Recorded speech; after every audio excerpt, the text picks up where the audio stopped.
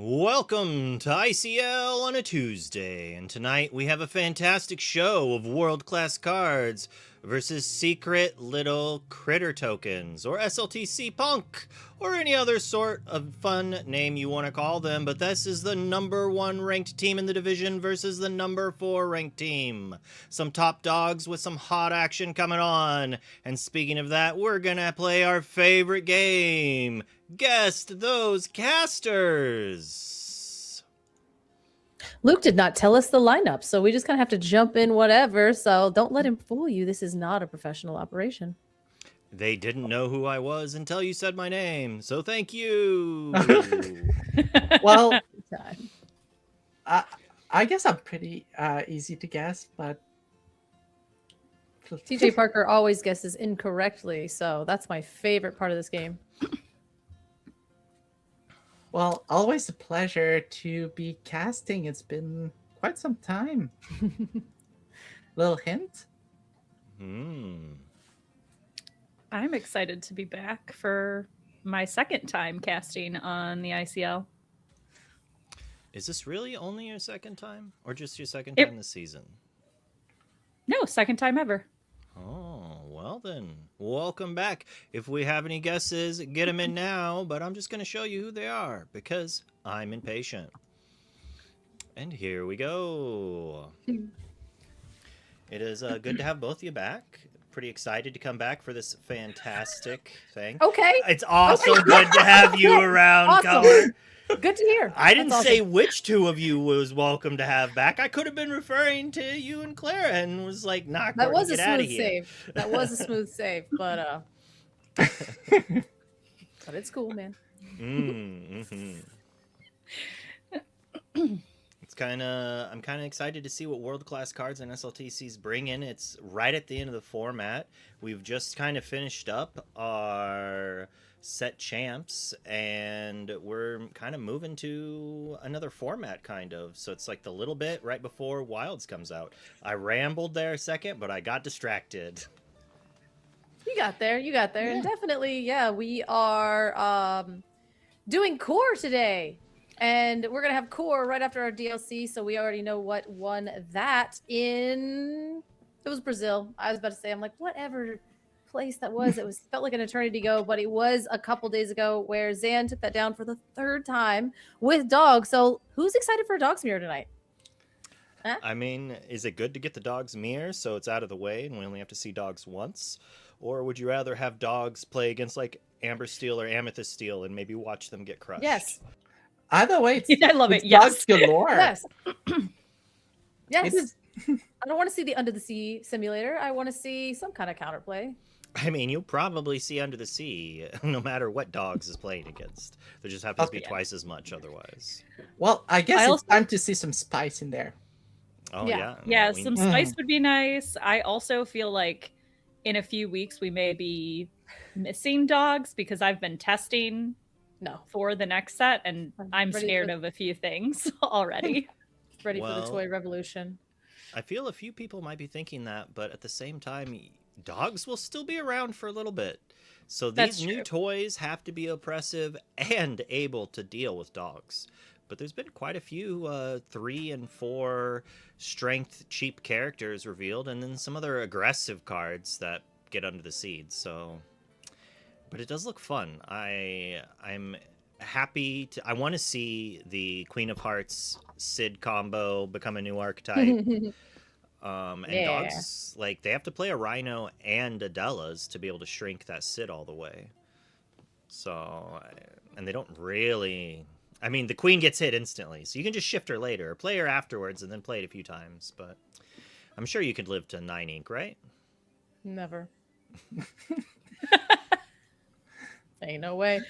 No, I'm excited about it. I mean, there's a lot of cool things, a lot of cool synergies, you know, and we are testing in a million different formats. We have people that are testing for CCQs, like the ones coming up this weekend in Belgium, and I do believe, you know, another place that is totally real that I did read, but those are core, so they're still playing core. And so there's that, but then we have the people that are looking forward to Indianapolis, which is going to be Infinity. And then we have the people that are looking forward for rotation, which means no more dogs, no more Tipo, no more Sail, no more Elsa 5, no more Fifth Spirit. Yeah, there's like a lot. There's a lot. Rotation is what I'm looking forward to, but I also really, really want to play Limited. So we have a lot of formats that we could be looking at. But Luke has chosen core for tonight. I'm just kidding. I'm kidding. I wanted to find a way to slip that in there. I wanted to feel. As I was saying before, when you were also giving me crap for this before we even started recording, this schedule was made before the CCQs were announced.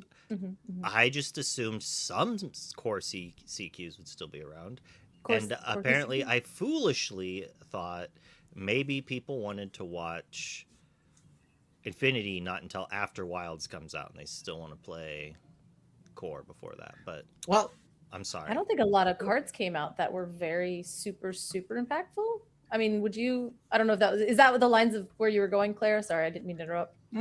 Well, my take on this is people will still be excited to see big name players play Lorcana, their favorite game, and have their take on what is the meta right now and how it is still shaping up. Oh yeah, I think I would agree with that there, and I'm pretty sure there's a few CCQs before the DLC and probably a little after that are core, and everyone's testing out these new decks. They need to remember who the top dogs are before the new cards come in, right? Like, when you're testing a new deck out, if you only play against other new decks, you don't really know how it's going to be in the meta because you don't know how it's going to perform against the other real big decks. It's like, what is dogs getting to become a new top contender? Like, it's hard to know. So it's good to still watch the lines from these big decks playing against each other. I don't know if we have any core CCQs in North America, but I do know this weekend there's actually 2 core CCQs in. Oh yeah, one is in Birmingham, in the UK, and then the other one is in Belgium, in a place that I cannot pronounce, and that's on me.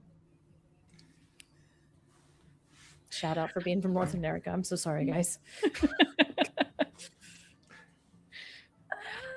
I can take a stab. I don't know. No, I I love it. No, I don't. I don't know when the next core constructed in North America is, but I know that I think there's 2 in June outside of the DLC.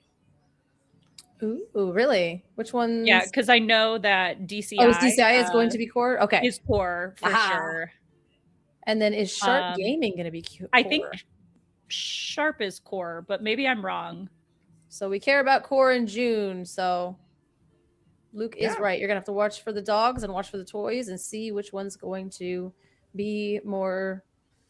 Oh, please don't be dogs. Which is more oppressive, or they're both equally oppressive. Yeah. It's hard to say, but let's get our Lenny is a card. Our predictions in quickly before we jump over to the match. Courtney, who do you think's got this? World Class Cards, SLTC, number 1 versus number 4, both great records. I'm gonna go SLTC. Is it just because their logo? Yeah, is it the logo? I feel called out. And well, listen, I have a pin. You're correct. I was like, I have a pin, and it's actually my favorite pin. It looks so good in person. Like, it was a great logo. I actually have a pin of both, and they're both pretty good pins. But if you say that the World Class Cards clears the SLTC pin, you're lying. That is I never make predictions, but I will be definitive on that. SLTC pin clears the World Class Cards pin. My hatred of being told what to do really makes me want to now say that World Class Cards pin is better. But I feel I might get my SLTC card revoked if I do that. So we're going to root for SLTC at the moment. And I'll let you two tell us your predictions on the next screen. Courtney, you'll see here back again for round number 2. Until then, bye-bye. Okay. What is your take on SLTC versus WCC?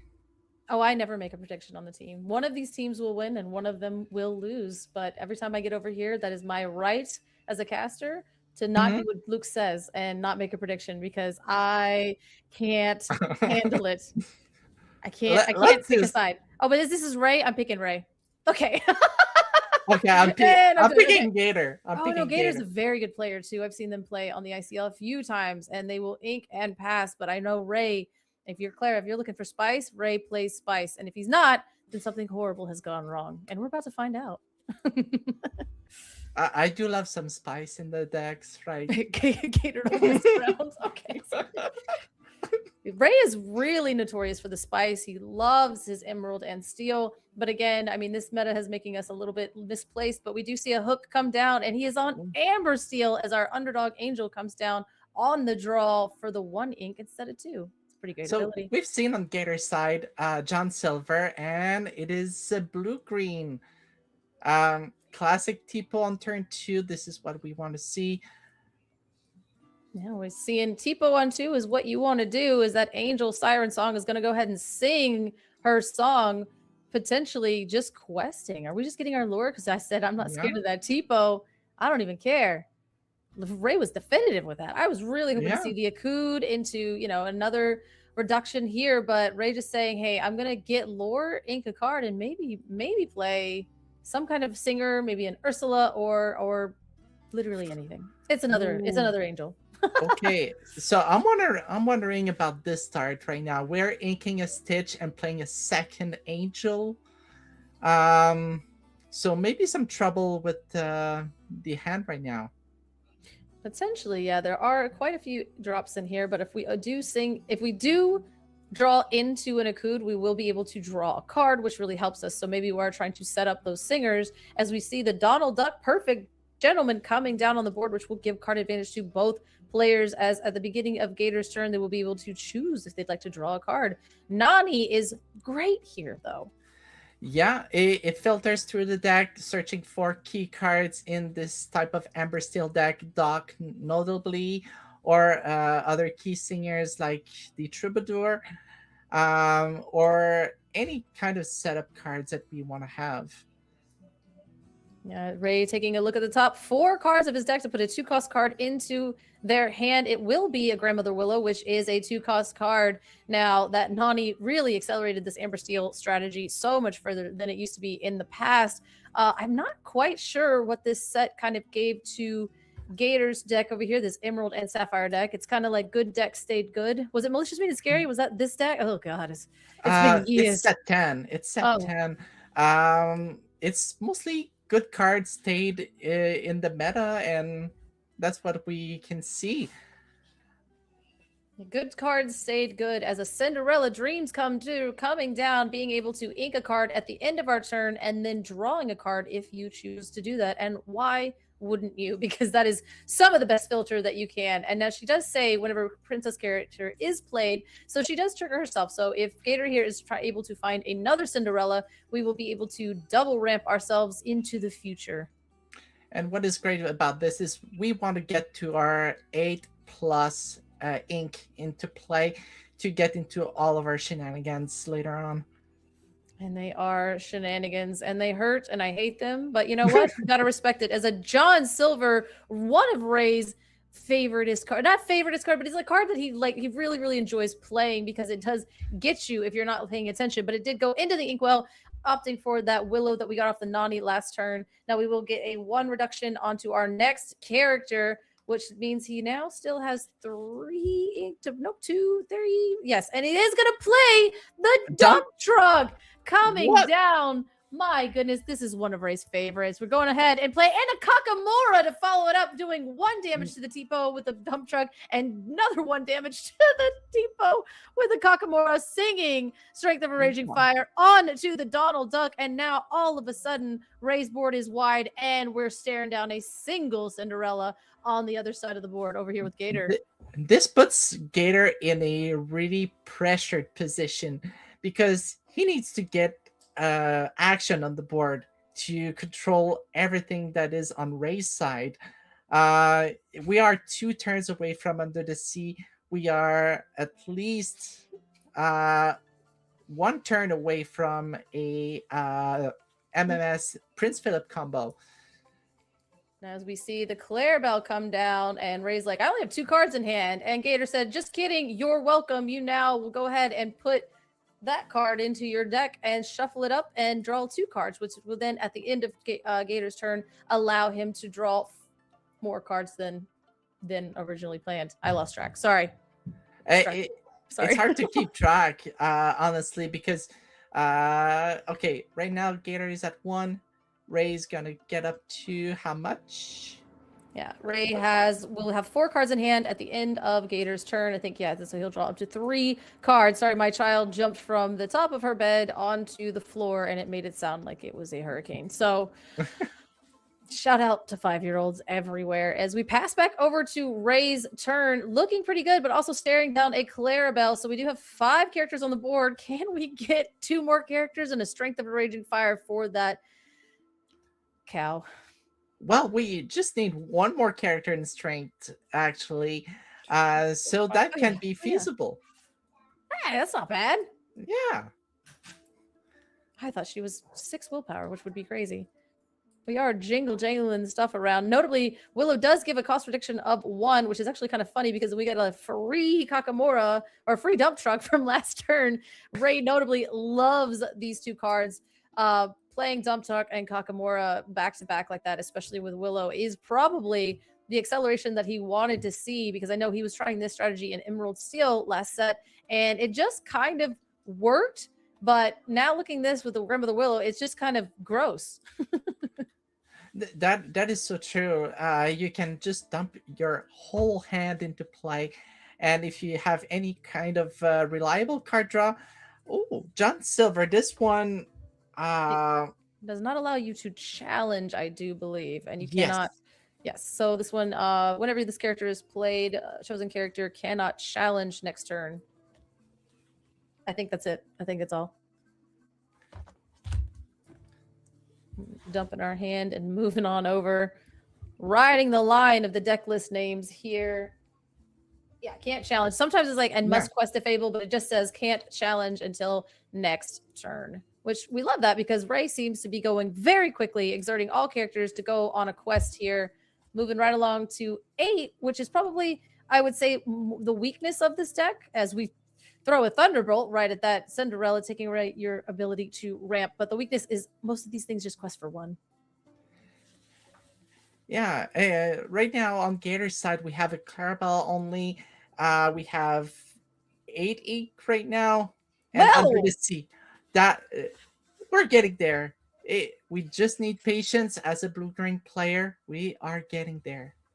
Yeah, and that would be a bad time, and it is a bad time because here we go. We now have the ability to start questing. Unfortunately, every single character except for old John Silver over there did have 1 power, so they went right up Under the Sea. But Ray, realizing that would have given him the ability to sing it and taking out the Cinderella last turn was really good because that made Gator use all of their ink to hard play the Under the Sea. So it did slow them down a little bit as we see a Kakamora come in, put 1 damage onto that Clarabelle, and a Lilo Escape Artist just to follow it up for funsies. Yeah, what is great about the Lilo play after the Under the Sea is it's 1 less Under the Sea to worry about. And it is a good quester to try to close out the game. Yeah, we have that Lilo Escape Artist that every single time you start your turn, you have the option to take her out of your discard and put her right back into play, exerted. But if she gets hit by Under the Sea, then those shenanigans are gone. So Ray rightfully holding that card back and potentially baiting out, potentially not the Under the Sea there. But we do see another enchanted Cinderella Dreams Come True coming in, being able to ink a card at the last part of our turn and then draw. And Ray just kind of going sideways, exerting everything, going some quests, and throwing down a Nani to look at the top force to grab a dock. Yes, the dock play from the Nani, playing the dock, getting those cards, getting the action, putting pressure back again. Woo! What a game. Listen, I actually was at Set Champs recently, and my opponent was playing Amber Steel, and they were playing this Amber Steel because, of course, this is a Ray Spice, but they did a sequence of turns that made me almost want to banish myself in my chair, and then I was like, if they play Nani into Dock, I quit, and that's what they did. as the malicious, mean, and scary Prince Philip combo comes out and decimates Ray's board here, doing not one damage, putting a damage counter on every single thing. And of course, the Prince Philip coming in and banishing all damage characters. And Lilo, she's back. Yeah, Lilo is a good card that just keeps on coming back. Always loyal to your board, unless there's a Under the Sea. Unless there's an Under the Sea. As we see them. Did Ray scoop here? Yeah, I think so. Ray said, I'm done, dude. I'm done. Oh, no, Ray. I don't know. Okay, I saw the pips at the beginning. The lore watch over here. I didn't know which side went. I'm not quite sure if we can get confirmation. It was 13-5 for Ray. Yes. So, hard to say, but in that position, like probably Gator was about to just win it back, and Ray was like, "Hey, I just want to get done with it, go to the second game, and try to have a win." Like, yeah, Ray was on the draw game 1, and this deck is way better positioned on the play. So losing that dice roll kind of isn't the best for this deck, but at the same time, probably see a pretty quick game here. Except for now, Gator knows there's a Kakamura and dump truck shenanigans afoot, but unfortunately, it's not really super effective unless you're able to kind of continuously take out their shift targets and take out their ability to effectively sing Malicious, Mean, and Scary and Prince Philip, or even Under the Sea. But the reason that people love to hate this deck is because it's not an easy. Their board warps are very hard to interact with. That is really true. It's really one-sided. But you cannot do those whiteboard unless you have those combos, or unless you have 8 inks or a total 8 singer. So it takes time, and aggro will tend to just slip right under and take the win. Yeah, and I will say I was not an aggro player, and I still am not, but watching Ray play aggro is always a very different experience. I would say he's one of a more like, I don't know, like inspirational players to watch, because the way that he plays and the when it is kind of like, oh, I didn't think about it that way. Okay, I see. And like, there is a lot more depth to an aggressive deck. Yeah, essentially, I agree with that. You have a lot of nuances in how you play aggro and how you deal with the board. And those two characters, Dump Truck and the Kokomura, they really can deal with some threats on the board and makes your board stand out turn after turn. Your goal is essentially to survive up until you get to 20 as quick as possible. So, interesting thing here is the breaking point between those two decks is really when we can either establish a Prince Philip shift line or a strong board presence on the control side before the aggro deck can just win. And I'm curious to see how Gator will play this out against an aggressive deck on the play.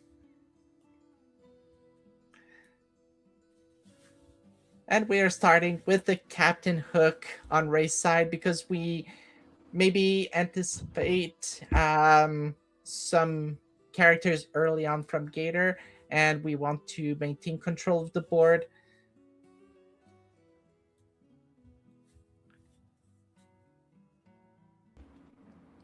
Oh, wait, okay.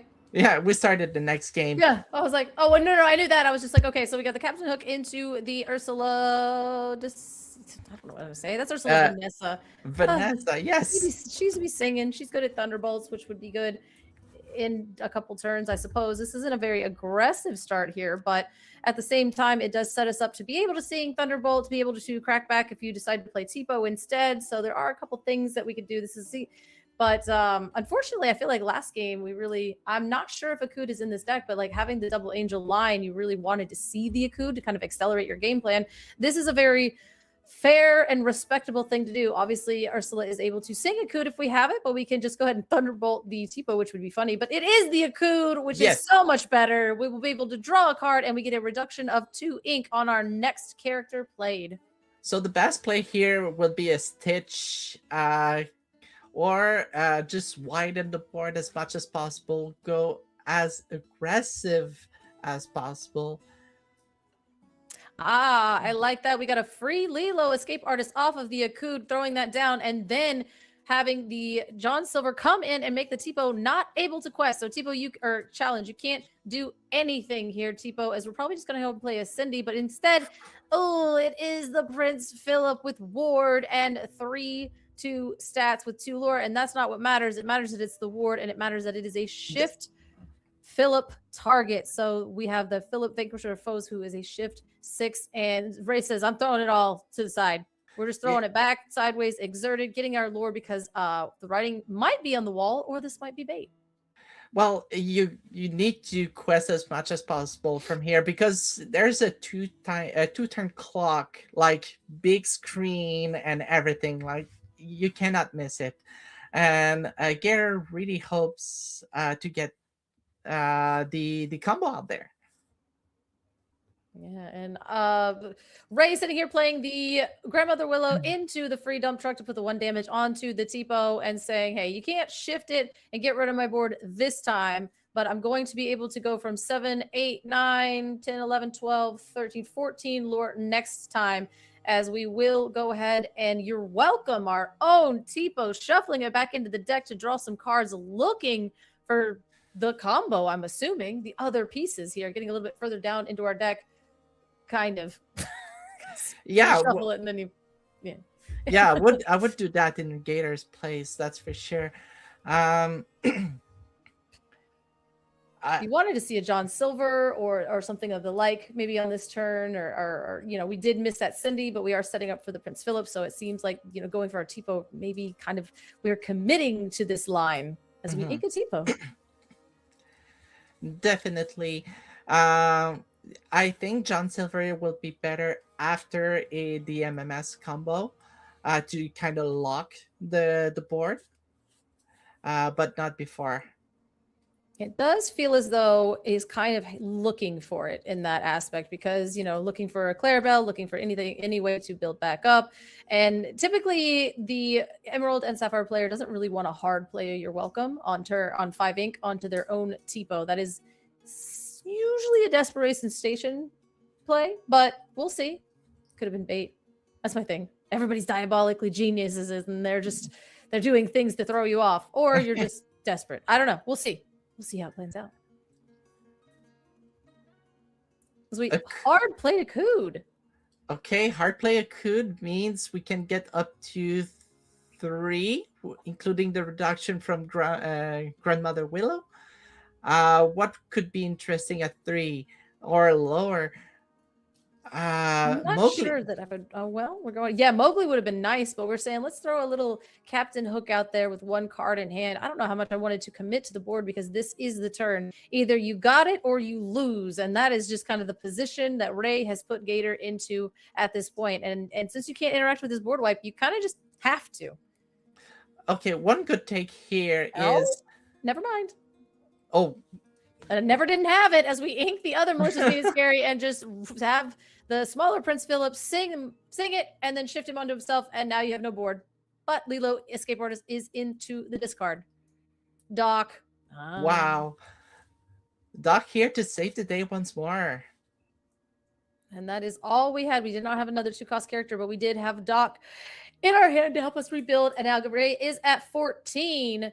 Now, again, Prince Philip does have 3 lore, so it doesn't take too many turns of Prince Philip doing his thing. Was a John Silver comes down, which will give Doc Reckless and will not let them quest. It was a Strength of Raging Fire. We had to ink off the top of our deck to play this Stitch here.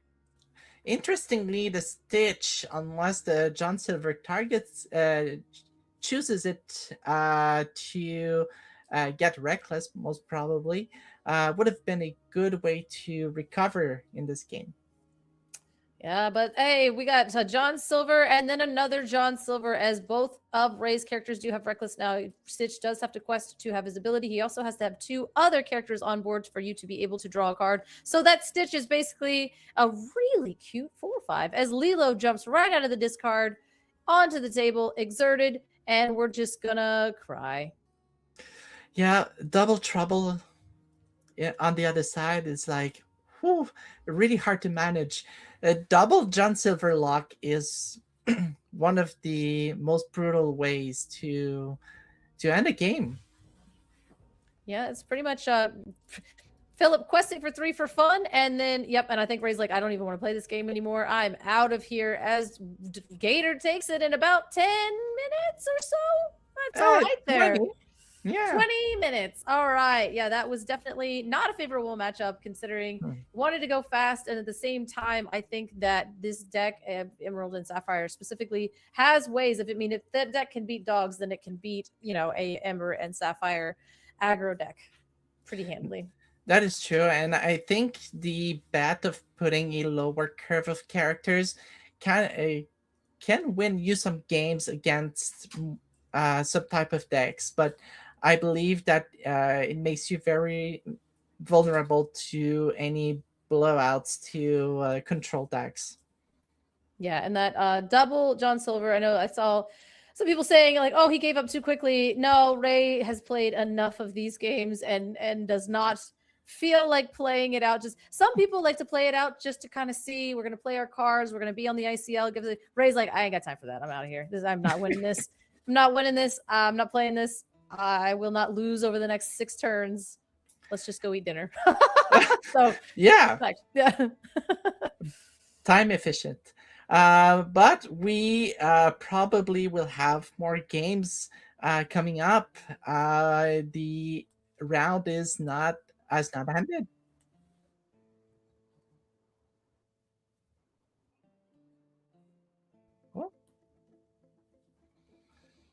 Seems as though we might get an interview here with Gabe and Gator, our winner of round 1 from WCC cards. Not it. World Class Cards. Too many C's in that one. But yeah, we're going to have that coming up for you guys. I know we had that more in season 1, so we'll see. We brought it back. We're going to talk to them live and get their... I like it because last season we would do it immediately and we go over, and then the person that lost had to sit there and listen to everybody be like, oh, congratulations. And I don't know how much they love that. So we changed the structure and I think it's kind of working out good, but we're going to get that live interview here. And that's going to be a little bit more exciting than just watching us talk. Yeah. Well, we're just standing there and, but I'm curious to know what is their point of view about their own game. We see the game, we comment on it, but we are not in their heads. It seemed as though there were pretty standard lines taken from Gator, and I'll just go ahead and pretend I know exactly. I can read minds, and this is what Gator's going to say: is they drew the cards exactly how they needed to draw the cards, and there was a couple. I feel like there was a couple moments there where like it was a little like, oh, I didn't get the proper 4-drop. Once again, we noted that part where they played the You're Welcome onto their own TPO, but really committing to that Prince Philip line, saying, I don't know if I can fiddle around and kind of maybe I can try to find a city, maybe I can try to fight back on the board, but really how I'm winning this game is this Prince Philip combo. So let me just go ahead and do the unoptimal thing to get me to the best line and set myself up for the best success. And it just kind of was exactly what they needed there. True. I can't wait to hear what they have to say about this. Do you agree with me? Am I correct? Yeah. Do we even need the interview at all, or did my mind reading powers really get us there? Let's wait to find out. We have a little bit of a technical thing now. I think it depends on what we're gonna. All right, we're gonna cut over to the interview right now. Congratulations, Gator. Congratulations to World Class Cards with the victory tonight in round 1. I had a chance to watch that game. You had a chance to be in that game. And I just got to say right now, no, we're never going to beat the allegations. However, we're in the same room. And yes, no, we are not the same person. This is not 2 of the same feed. Gator, on the right, Gabe over here on the left. On behalf of the ICL, thank you so much for the games. I got a couple of questions for you, though, Gabe. Are you prepared to answer some of these tough questions? I'll try my best. I may not look as good as you gave, but I will definitely give them the best shot I could. First of all, lies and alibis, 100%. You are definitely the better looking, for sure. Okay, so let's talk first about when we always talk about the ICL and the decisions to kind of put the decks in the certain orders that they do. What were some of the thoughts that went into you deciding to play blue green emerald sapphire, I should say, in this first round? Like, what were some of the decisions that came into that factor?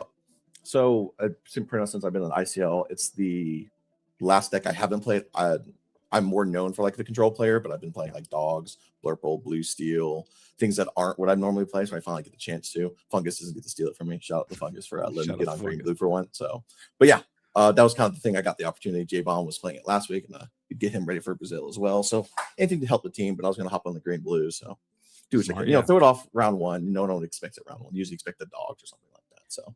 That's a good call. The surprise factor can be big here. We saw that your opponent Ray came in with Amber Steel. So when you realized that you were going up against Amber Steel, what was the first thought going through your mind? Like, what were some of the things you were thinking when you saw what the colors were? I saw Amber Steel. I was like, okay, I'm eating today. It's not dogs. I was like, was it lady on one, tree on two, tramp on two? I was like, oh, cool. It's gonna be one of those games. So I kept the hand for what I wanted. I kind of maybe expected maybe a purple steel or a blurple. I kept kind of a medium hand between like a Clarabelle Shift and like a John Silver, just in case I maybe needed to pivot a certain way. I had to turn to ramp the Cindy. They kind of gave me the modal way to like go between the two. I wanted to be a little flexible because last thing we do is be caught not ready for the matchup you needed to, and you ink the cards and you're like, oh. So I had to kind of work with it. The deck didn't fight me too much today. The deck does have a tendency to fight you all day. So try to for sure. For sure. And I got a huge shout out to Ray, by the way. I mean, seeing some of that spice, we saw a dump truck, we saw Kakamora. So talk to me about like when you saw that dump truck hit the table, like what went through your mind when you saw that? When I saw that, I was like, oh man, if he just starts laying out. So I was trying to push for the Clarabelle line on game one. And he went, okay, cool. He's gonna have too many cards in hand. Maybe he did too many trees. He went, yeah, character. I'm like, okay, I get like 2 turns. So I was like, okay, they're not 2 questers, but like that's a lot more lore than I wanted, but it was fine. It was the most traditionalist, I think, running more of a mid-range package, so his a little to the ground, more scrappier to make sure they maybe fight the dogs and not get under the skis consistently. Yep. Yeah. Sure. I did like the spice. It was good. It was nice. Nice. Yeah. But yeah, thank you so much again for the games, and thank you so much for giving us the opportunity. I want to give you a chance here. We're getting ready to move on to the next one. Any shout outs that you want to give for your victory today? I'd like to thank World Class Cards for letting me play in the tournament. It's been great. Or the event's been awesome. J-Bomb also for letting me get on green blue. Also my home team Bracket Villains. I'm helping World Class with this as well. So I've been gracious opportunity for my teammates and everyone who's let me play as well. So thank you for having me as well. Shout out to Bracket Villains. Shout out to World Class Cards. Shout out to all of you. Luke, back to you in the studio. And we're back. Yeah, welcome back. So what will we be covering next? Allegedly Flower Farm versus something else that I forgot to pay attention to. I believe it's Lords of Lore. Lords of Lore and Flower Farm. All right, we got there together. Together.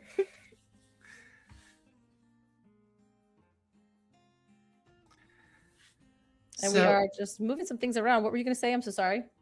What are we expecting in terms of that from them? From Flower Farm? Literally anything. Anything and everything. I would say anything. Notably, that is JDRR's team question mark. As we do see over here on the left is Flower Farm, and then we have Rascal Lords of Lore on the right. Now, if this was, it is an Amber and Amethyst strategy, but if this was, if this were Infinity, Rascal would be on some insane spice, but this is core. So we're just going to see him play in a Scuttle, which I'm assuming is some kind of Amber and Sapphire strategy, potentially. Yeah, Scuttle can slip into any kind of decks, most probably Amber Sapphire, but Amber Sapphire Steel also. Depending on what is the matchup, Amber Amethyst might be advantaged. Yeah, and it might be Sapphire and Steel. There is a fairly large community of Sapphire Steel and Jors. I don't know if you guys have ever heard that before, and it's completely news to everybody here, including you, Clara. But at the same time, That Scuttle has a ward. It's got 2 lore, and we're just going to hard play it, let it go, and favor into potentially getting 2 lore here. Because he is a 5/5. Okay, so right now, as we can see, Rascal does not have 7 lore. We need to switch those. It is Flower Farm that has the 7 lore, and the other side is Hero. Okay. A little bit flippy flopped here, as Amber and Amethyst typically is a more aggressive deck, so they are over here with the 7 lore, and we are trying to control the board. We hard played to let it go, and then we sang a let it go, which is probably why I was so confused there. But we are going to go ahead and exert 2 more lore here and getting up a little bit faster. Beautiful set championship Tinkerbell mat over here on the the Flower Farm side. I'm still wondering about the second color on Lords of Lore side. I know, that's what I'm saying. It could be Sapphire Steel. It could be Amber Sapphire. It could be, Sapphire Ruby, but that would be insane. Well, I kind of love insane in those situations. Just add those spices in. I mean, this is how we innovate in this game. I would love to see a little bit of innovation here on the ICL. If you're not going to do it here, where are you going to do it? As we do see another lantern coming on down, which will give us a reduction if we so choose to use it, but we didn't, so it doesn't matter. But we do have 2 cards in hand and 9 lore waiting over here to see potentially what the other color that Rascal could be possibly playing is, and just getting its oops all Sapphire, as we see Cinderella Dreams Come True coming in and being able to get that princess trigger. And we will quest with the Scuttle here, getting ourselves up to a whopping 2 lore. We will ink a card out of our hand and then draw a card. What can be the next move from Flower Farm here with 2 Xiangs? We have sorry. we have 3 cards in hand right now. What could be those cards that we didn't play more last turn? I'll tell you what, it's not. It's not Friends on the Other Side, because this is Core and not Infinity, but it is a Hades costing a whopping 5 ink for this deck, but we did not use the... Do you exert Lantern, right? Is that No. Oh, it just is? It just is? That's crazy. I thought you exert the Lantern to pay a little bit less, but apparently we don't care because we have enough ink to do the things that we want to do. What is that card in your hand, and why does not 2 lanterns on the board not matter? I guess that's a mystery for later. I believe it is a power play. I don't even need these lanterns. I need them out of my hand. That's what I need. As we do see the Palace Guard, Royal Guard come on down, and a Pete, Ghost of Christmas Future, come on down. And we do have enough ink that we'll be able to boost them, but we will play a Sail instead, probably inking from the Sail and inking for turn, and then boosting the Pete. Oh, that's efficient. I like it. Oh, it is Amber Sapphire. I was wondering for a second if it was Mono Blue, like Mono Sapphire. Oh, it's just, so far it is Mono Sapphire in my mind, but yeah, we did not get the 2 cards off of that Hades. I do believe we opted to take that Cinderella and just cram it right at the bottom of our deck, and not giving the card advantage to Chu-Changs here, which might be the correct play, because it seems like they're kind of struggling here. Got 2 lanterns on the board and I don't even need them. Yeah, especially if you know you have a Pete that you can play and slowly take back the advantage. Amber Sapphire is really a slow deck that really gets the advantage later on. Over under predictions on whether that is an 8 cost uninkable board wipe, clutched deeply in the hands of our player on the right here, not able to play it, and just allowing Rascal kind of doodle dangle all over the place with the deck. I mean, you're just doing all the things you need to do. Unfortunately, as we are inking off the top of our deck to get to a board wipe, that's my prediction, guys. Yeah, it is a really dangerous position for Chu-Changs right now, in face of a Stitch Surfer, getting more cards for Rascal. If you let Amber Sapphire go rampant, they will get all the cards you need. Just wipe the board and put all those characters back, and they have pretty big characters in there. I love this deck, and if I see a cauldron, I get really excited. Carefree Surfer will be able to quest and gain 2 cards unless we do something about the 2 cards on the board. There's little friends there next to him. But again, I think we are getting up to our 8 ink turn. So I think maybe if this is a Raging Fire, it's still not in a good spot for either of these players. But hopefully Rascal has a pretty healthy hand. And it is a Raging Fire. And coming in, wiping the board, all those characters off. But we did see that Rascal was using Pete, boosting them and their effects to gain cards and sculpt their hand in preparation for this. And a Develop Your Brain is a perfect way to continue to sculpt your hand and rebuild after a board wipe.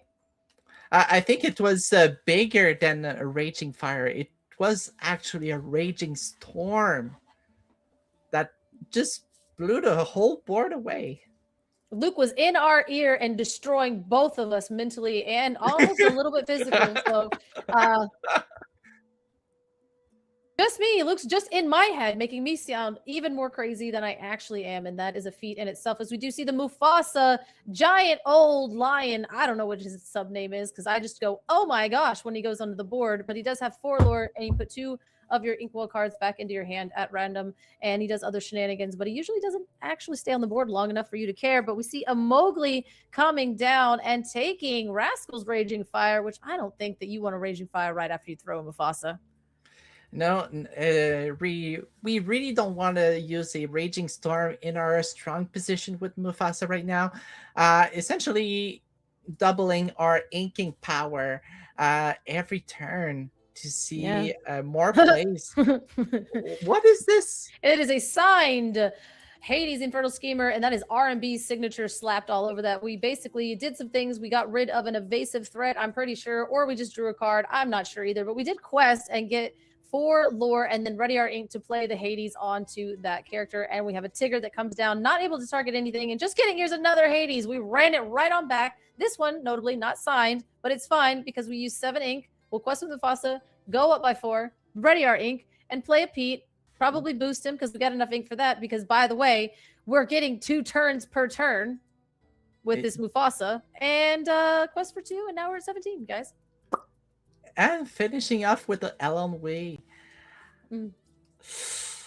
Bricked into oblivion over there on Tu Cheng's side. Unfortunately, having that Raging Storm being the last card left in hand, costing 8 is detrimental. Now, this deck does have a lot of ways, as you saw, the double lanterns to be able to give you cost reduction on characters, but nothing to give you cost reduction on that giant action that is not a song. Not a song, actually. Costing 8, that Raging Storm. I personally, my take on this is I find it confusing, the balance between the Lantern and the Raging Storm in that specific deck. I don't know what you think about this.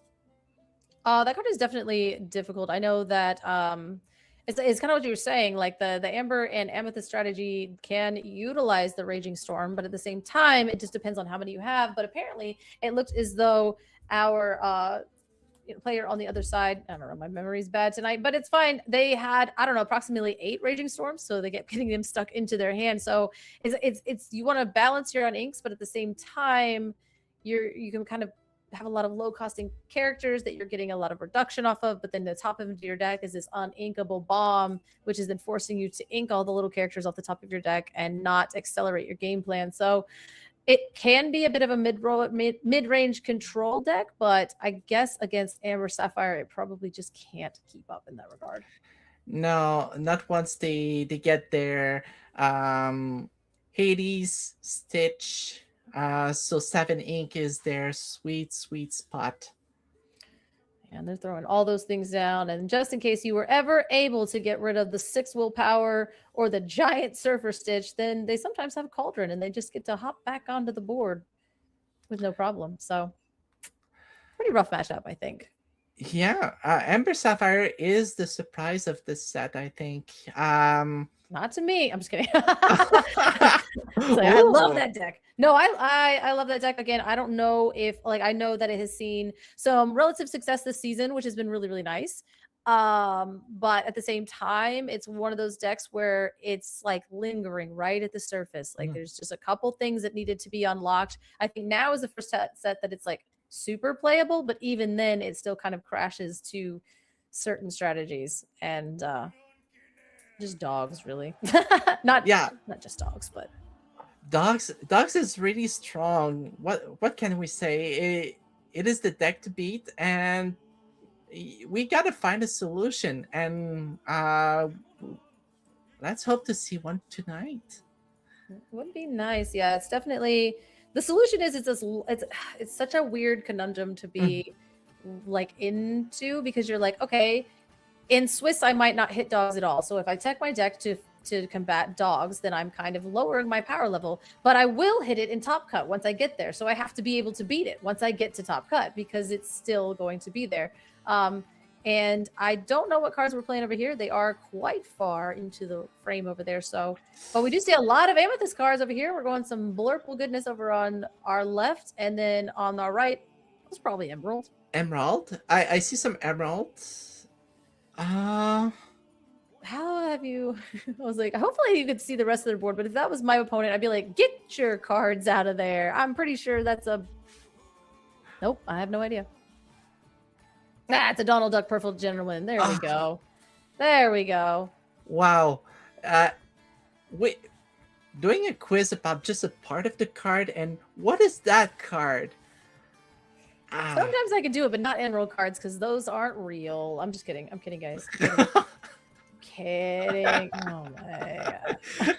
You just started a riot. That's what I'm here for. If we don't get a tiny right, then I didn't do my job right. Wait. All right, as we do see that we have an Elsa Fifth Spirit, the Genie, Cheshire Cat, and the Royal Palace Guard. They're all the same card to me. They're not, though. But we do have a Into the Unknown, Into the Inkwell. So something got handily taken care of over here by Blurple, which is, by the way, still a good deck. But this is an Emerald and Sapphire strategy, which is, guess what? Also a good deck. So this could be anything. We are on game 2, I believe. Yes. So a little bit of a control thing going on here. Oh yeah, Emerald Sapphire. It took me some time to see those cards.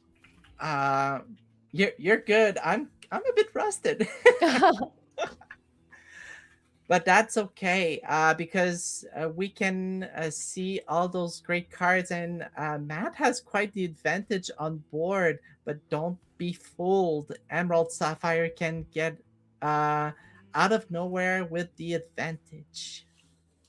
And yes, it can. This wide board is one of the things that typically for a little bit there, if you had a wide board, you were kind of safe and just kind of playing, who's going to exert first. But Emerald Sapphire is the deck that came out with the board wipe, the asymmetric board wipe for kind of first there for a little while. So going wide to them really doesn't matter. And they have approximately, 59 ink. So if that, they are able to utilize the three cards that they have left in hand. But Matt over here is moving, grooving, and going on several quests all the way up to 10 lore. To a potential of 8 the next turn. On Trip's side, I gotta say, we can do the combo on 1 turn if we are lucky. Yeah, we will need to be able to. We did draw for Donald now, and I guess Matt will decide if they want to draw. I'm not sure if they did, but you always should, unless you're against a mill deck, which you never know until you're too late. But mill decks aren't good in Disney Lorcana yet, but we are going to go ahead, draw the card for Donald, draw the card for turn, and slam a Clarabelle, which is probably not.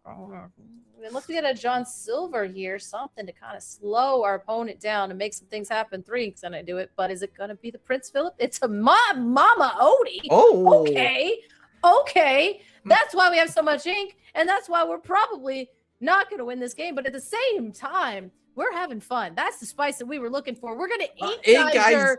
Okay. I don't know what you're cooking, but it's actually hilarious as we ink geyser ourselves, which means we will go ahead, pick up all of our cards out of our inkwell and put 3 of them into our hand. Now, Madam Odie says whenever you sing a song, you will be able to put the top card of your deck face down and exert it in your inkwell. Ink geyser's not a song, but the Madam Odie was a flex.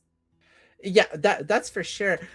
I gotta say I'm confused. In the face of this board, you might want to do something else, like try to set up him. This was not the optimal line Clara was trying to say, but God, if it wasn't the funniest line. Yeah, I'm all in for this line. That's for sure. The flavor off the charts. Slamming a Madam Odie, Mama Odie into an ink geyser. Name a more iconic duo? I mean, we did okay. put the Clarabelle down first, which will give us the ability to draw as many cards as our opponent has. But since we had approximately 59 ink in our inkwell, I don't know if we're going to have any card disparity between the ones in Matt's hands and the ones in Tripp's hands. So I don't know how many Clarabelle triggers you will truly be able to get. But hey, we have so many cards, and you probably really wanted to find, I don't know, maybe next time we can TPO sail and potentially get a lot of those cards out of our hand and get back a little bit more accelerated, at least a little bit more efficiently than our Blurple player. Yeah, Hopefully. you got to do something with the board. You got to challenge with Donald Duck on 2 Royal Guard at the very least, because I cannot see next turn for otherwise.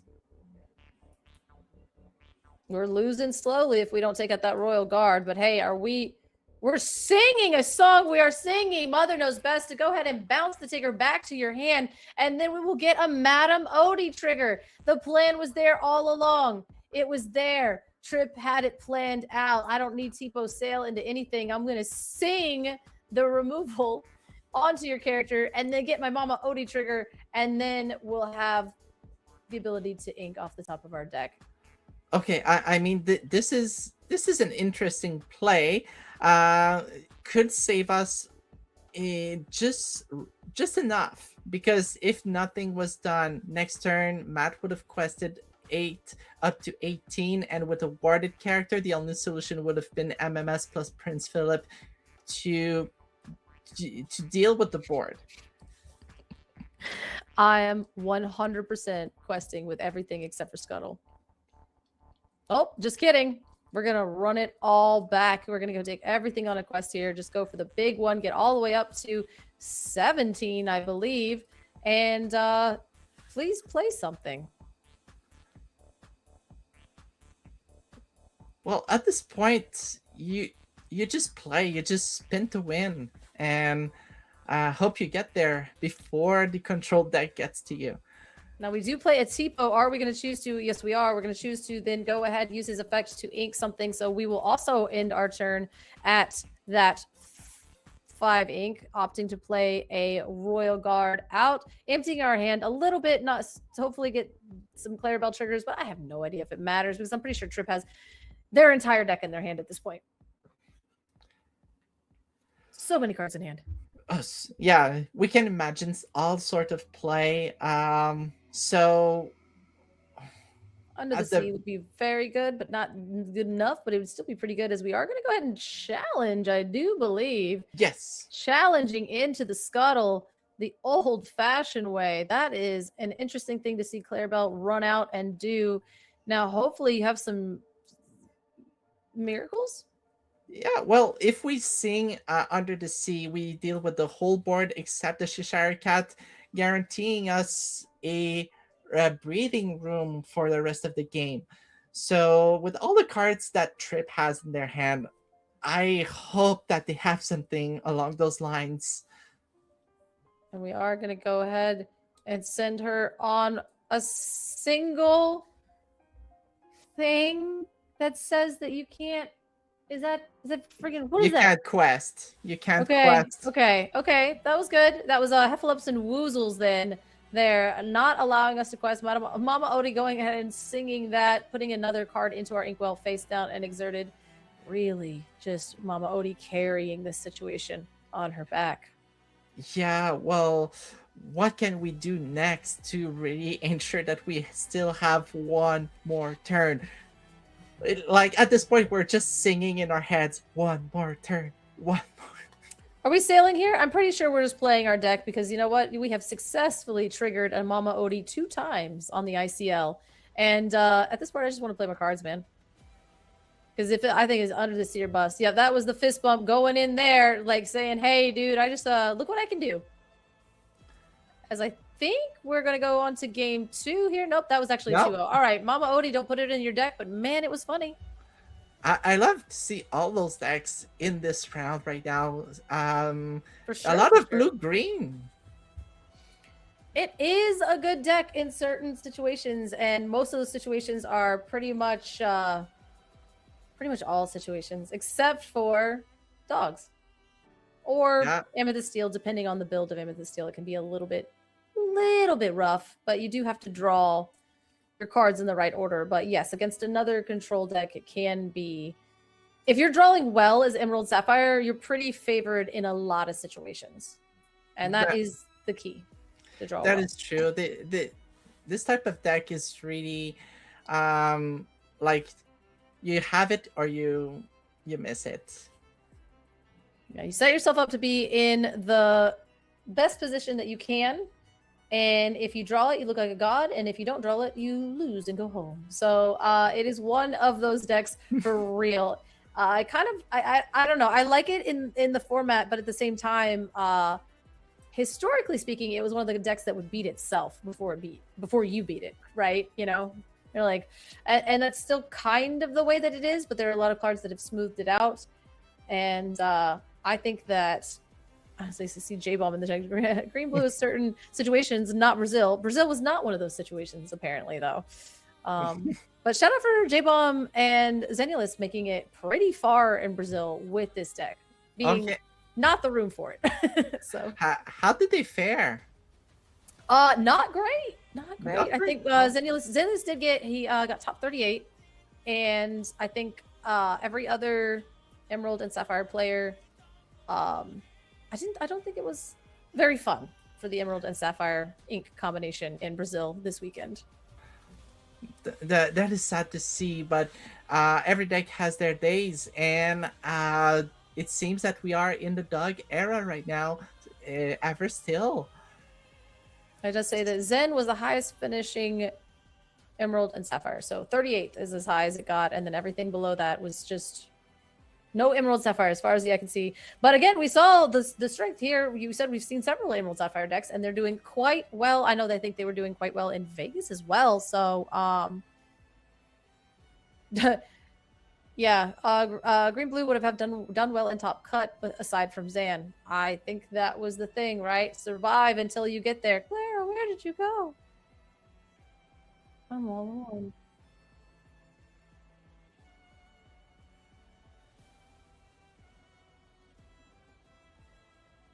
She's gone and I'm alone, and I decided to have a really long and awkward pause as I guess I'm just gonna sit here and talk to you guys. But shout out to Purple Steel Burn. Yeah, Purple Steel. Yeah. Oh, you're back. I'm back. All 4 of us will be coming up here in a second in an undisclosed. I mean, I guess a second, but it's already been a second of me rambling. So okay, here we go. Hans and Courtney are here. Hello. You are not alone. Yeah. Like I'm so alone. Amazing. Welcome in. Sorry, I had all my stuff turned off because I was taking a quick nap, watching Green Blue as always. Yeah. What? Just messing around. No, I missed it. I had child aggro, and I literally missed it, but it sounded like it was probably funny, so I wanted you to repeat it and make sure it was funny. Yeah, no. I watch Green Blue, and it puts me to sleep. Yeah. Well, and I kind of think that was like talking about, right? It was like, would you agree that it's like they have it and it happens, or they don't have it and it doesn't happen? Yeah, it's definitely one of those decks that that really hinders on that initial mulligan and that initial first 4 turns of curve, whether or not you're finding your ramp, whether or not you're finding your secondary form of ramp in Cinderella, and if all else fails, can you just throw a cow on the board and sing "You're welcome." Yeah, and Prince John is like able to kind of slow you down to where you can continue to build up and get to the strategy that you want. So there are some tools to make the deck more consistent, especially if you know how to utilize and move around. But if it do, it do, and if it don't, it don't. And and then you go home. So that's kind of that deck, and especially in the face of we were seeing like Amber Seal and everything, they have so many things this set that are just like, here's the highest rolls that I can do, and the fair thing that I'm doing is still kind of mean. Yeah. It's all mean. Seriously, this deck could just like put everything back in your hand and draw back 7 cards with Clarabelle at the end of turn, or just break. That's Yeah. fair. Yeah. Well, Yeah. yeah. Emerald Sapphire. When they're running hot, you're like, I just want to. I just like what Ray was just like. I'm done. Literally, I'm done. I see the writing on the wall. I'm not sitting here watching you do this for another 6 turns. You've won, my friend. You got me. I will not be mourning the rotation of Clarabelle. That is for sure. Sale. No, I will be mourning it. Everyone knows out. how I feel about Yeah. Sale. That card can rot. I hate it so much. It's one of the most busted cards I have played with in a TCG ever. And I read played that with card and buttons. was like, and people are like, it's not that good. I'm like, there is no way. It's so There's good. no way. that this It's is so not good. good. This is like insane. And then Everything Vision about of the Future was Oh, another one. that okay, people I were like, just this card wanna- sucks. I'm I like, just want to say for any OG Magic the Gathering player out there, Black Lotus. Enough said. oh well, yeah. It's like free. It's just doing the things, right? And if you That's don't know, take a quick search on Google and learn about it. It's pain. It's all pain. Like, yeah, card advantage just like in that situation where you're like, oh, of course you sailed. And it's like now you can just make sure that you do that consistently. Like 90% of the time. I don't know the math. I made that up. But at the same time, it's like, I don't know, it's up there. Like sailing or TPOing at least on 2 is like so consistent that you can literally build your deck around it. And I feel like next rotation's gonna come up and people are gonna have to build their deck in a different way. Because unless Attack of the Vine does something crazy. If you build your deck, this is my hot take. If you build your deck to go 1, 2, 4, and Attack of the Vine doesn't give you some kind of other alternative 2-cost ramp other than 1 jump ahead, you're trolling. You're actually like, there's no way. Like, if you think that 1 jump ahead is going to consistently be there for you, I will Okay, be hot I'll take. be so upset if post rotation we're still every blue deck is still just doing 1, 2, 4, 6. Can we stop? We've been doing this for over a year at this point. well, I was gonna say we're gonna watch them miss. They're gonna be like 1, oh, I don't have a 3-drop in my deck. I lose the game. There's no way that you can rely on just 1 jump ahead, which, by the way, is not even supposed to Oh be no, sing it. Sapphire disappears. I'm so sad. Like, you guys are ramping I'm all on for 3 it, and I'm all 4, for and it. you know it. Like, you know it. Unless something crazy, unless they just reprint Sale, in which case, if they reprint Sale, every Disney Lorcana player is going to get a weird high-pitched ring in the back of their head, and it's just me screaming. I'm gonna drive. That's- I'm gonna It's just drive. me screaming. I'm gonna drive to Atlanta and suplex Fungus. if Like, that happens. yep. All right. Well, I'm out of here. So Yeah. I will be on my stream on Twitch tomorrow. So come hang out and we'll build Masters of Disaster decks. Maybe I'll get Franz on there tomorrow. Maybe I'll get somebody on there. I don't know. JDZ is leaving me, so I got to find a Masters of Disaster co-pilot for this week. But that'll be Thursday night. But tomorrow night, just kidding. Tomorrow during the day will be me on my stream on Twitch. It's Colors Law. It's me. I need like a theme song or just to shut up. Anyway, bye. Okay. It has been a pleasure to comment tonight, and it has been Clara. You know me as Questing Queen also. Always a pleasure. I don't know what will be my next project. See you out there. Nice. All right. Oh, All and right. we get to look at fumbles in J Shaft. Oh, this is a great game. I'm excited for this. I am excited as well. Now, Any guesses on what they're playing? I have no idea what they typically play. So Fumbles is definitely someone that I've been seeing playing almost exclusively purple for the longest time, and I've seen him play almost exclusively yellow purple this entire set. So if it's not yellow purple or some version of like a yellow deck that is trying to control the board and ramp up at the same time, I'll be pretty surprised. I have been playing around basically post set champs. I like to just mess around, and I have really enjoyed the Amber Amethyst deck. It is very fun to play, so I would be very excited to see that. It's super versatile. Like it feels like you're playing Blurple, but now like there's a reason to play a deck that is on that same axis that's not purple anymore, just blue anymore, because yellow has similar levels of pseudo ramp, and we're getting pretty crazy cards alongside of it. such as Raging Storm, Coods, and other stuff like that. It's a very interesting deck. Fumbles plays it to perfection. One of the best players I've seen play that color. So it looks like we're just finishing up mulligans here, Mhm. and then we should be getting started.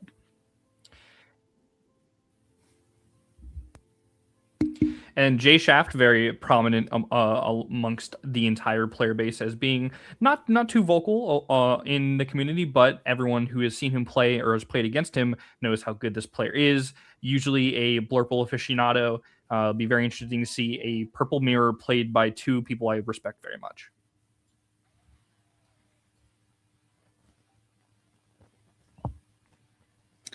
Have you been doing any testing for the new set, or have a favorite that has been revealed now that we've seen everything for Wilds Unknown?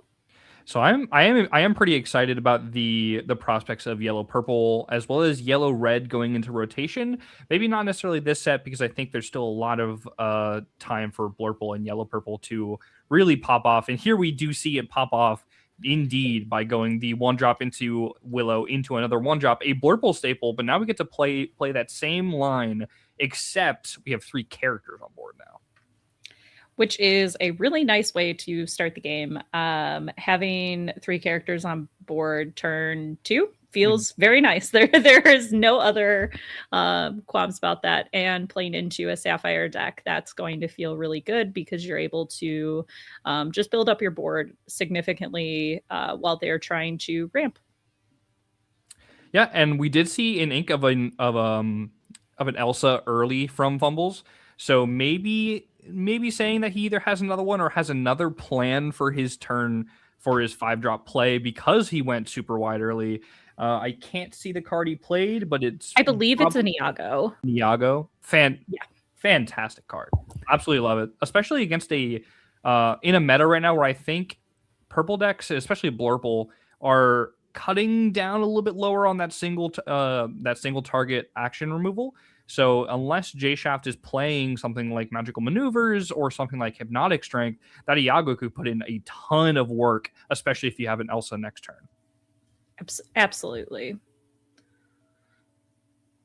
And we're getting just a typical Genie pass from the Blurple side. Not super ideal on the draw when you're playing against another ramp-style purple deck like this, but we're always waiting to see what is going on next. But we do not have the Elsa.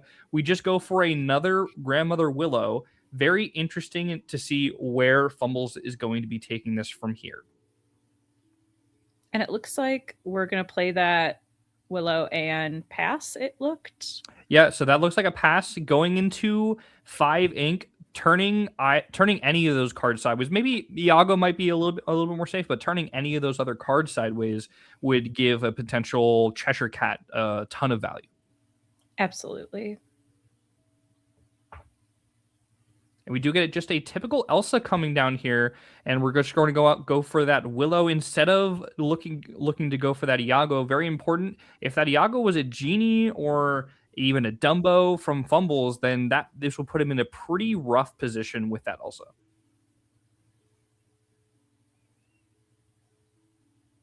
Yeah, and from Fumbles side, I mean, I feel like, playing, get rid of that Willow and then put one right back out. And then we have the Iago go in to take care of Elsa. And if I'm in Fumble's shoes, I'm feeling pretty good about the board state right now.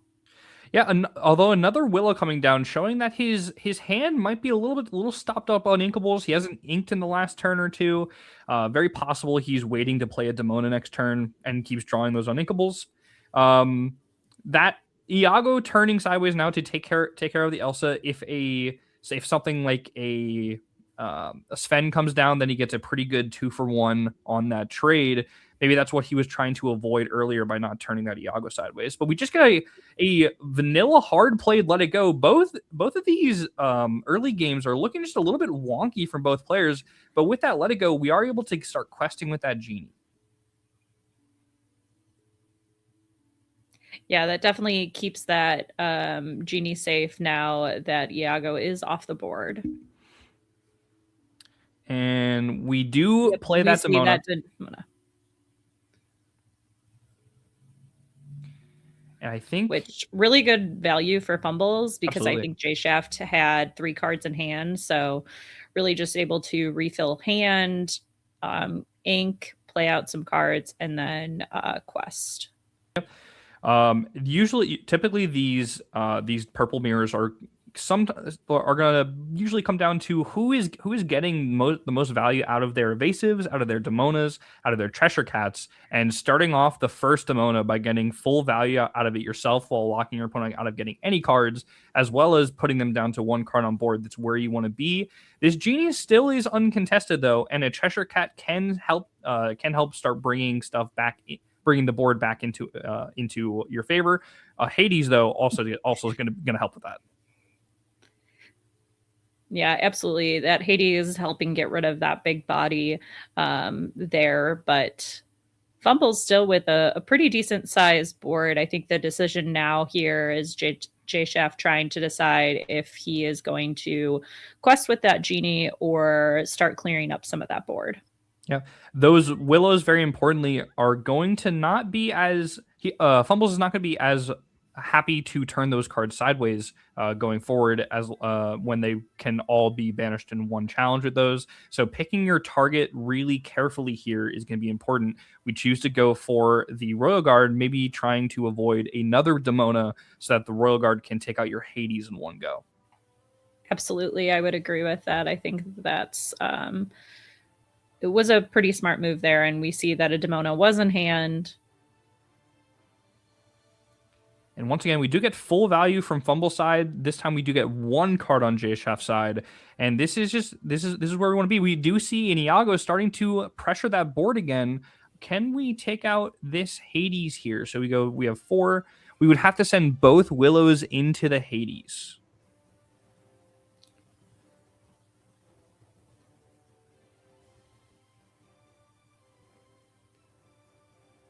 Quest, give our support to Willow. Quest again, it looks like gives double support. And we are, it looks like, going to send both in. Like I said earlier, very important when you're playing your Demonas to not only get full value on your side, but to also make use of that exert effect, take out your opponent's cards, keep the pressure on them to make them build up their board while you're still going wide. Absolutely. I play a lot of Amethyst Steel. So during set champs in my area, it was pretty prevalent, and the Mirror Demona was really helpful. Absolutely. With managing that board. So we do see a Hades here, probably targeting that either the Iago or the Demona, and Fumble says draw 2 cards. Now that I think is very interesting. It got a lot better this set, the Hades, because of the reprinted Let It Go, because now Blurple has 8 spells that can immediately remove a card, and then 4 other Hades as well. So as before, where a lot of people were just immediately letting Blurple draw with the Hades regardless of what they were choosing, if the board state wasn't like super weird, now doing so is going to just gives that Blurple player a lot more gas. And here we see the board is getting stabilized again, even after 2 full Demonas from Fumble's side. Yeah, I think we've seen J Shaft be able to really manage his side of the board well, and keep playing out characters and help him stabilize a little bit more. But we see a 3rd Demona come down here. There's 3 Demonas in a row. That's so funny. And we're going to get rid of that Genie with Horseman Strikes. A staple, I would say, in this deck is the Horseman Strikes as well as the Ramp on 2 with the Evasives. That is what is giving this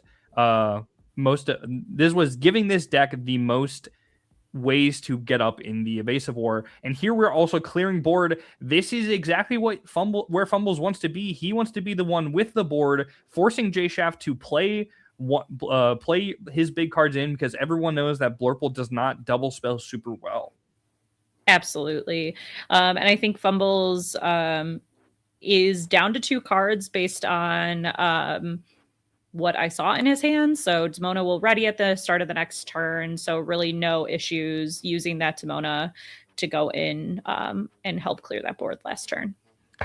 And Demonas tend to follow each other. So if Fumbles plays another Demona next turn, I would not be surprised.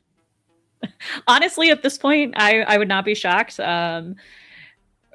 Really, I think the downside that J Shaft has here on his side is if he does have a Demona in his hand, he really just has no value at this point of playing that. It's going to obviously exert both Demonas and maybe let him not have to manage those for a turn, but it's really just delaying what he needs to do to kind of manage that board. Yeah, and like I was saying earlier with the Hades, we see the Let It Go, the reprinted Let It Go, that will survive rotation, very interesting. But with no board on J Shaft's side, he's not able to sing with anything there. So that Let It Go has to be played for 5 in a deck that is already having trouble playing cards out to the board.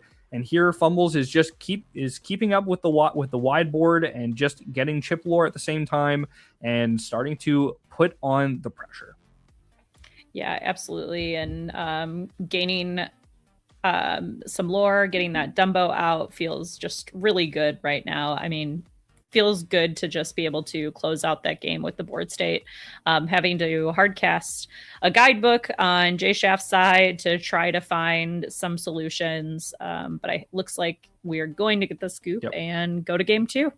Yeah, and a really important part of playing in higher level competitive Lorcana, especially when you're playing against another player that you know is very good, is understanding at what point is it probably just too much, are the odds too stacked against you to continue a game. So saving that potentially 3 to 5 minutes of an extra turn or two, where Fumbles wouldn't necessarily be able to get to quest to 20 next turn, but maybe wasting a little bit of time can really pay dividends going into that like game 3, that later stages of game 3, to avoid potential draws or just bad situations where maybe even you're going into time in like game 2. Absolutely. And I think it's really good to know that point, because once you want to kind of balance, you want to make sure that you don't, concede too early when you could potentially have come back, and you don't necessarily want to drag out and waste both of your time to be able to get those next few games in a round. Absolutely.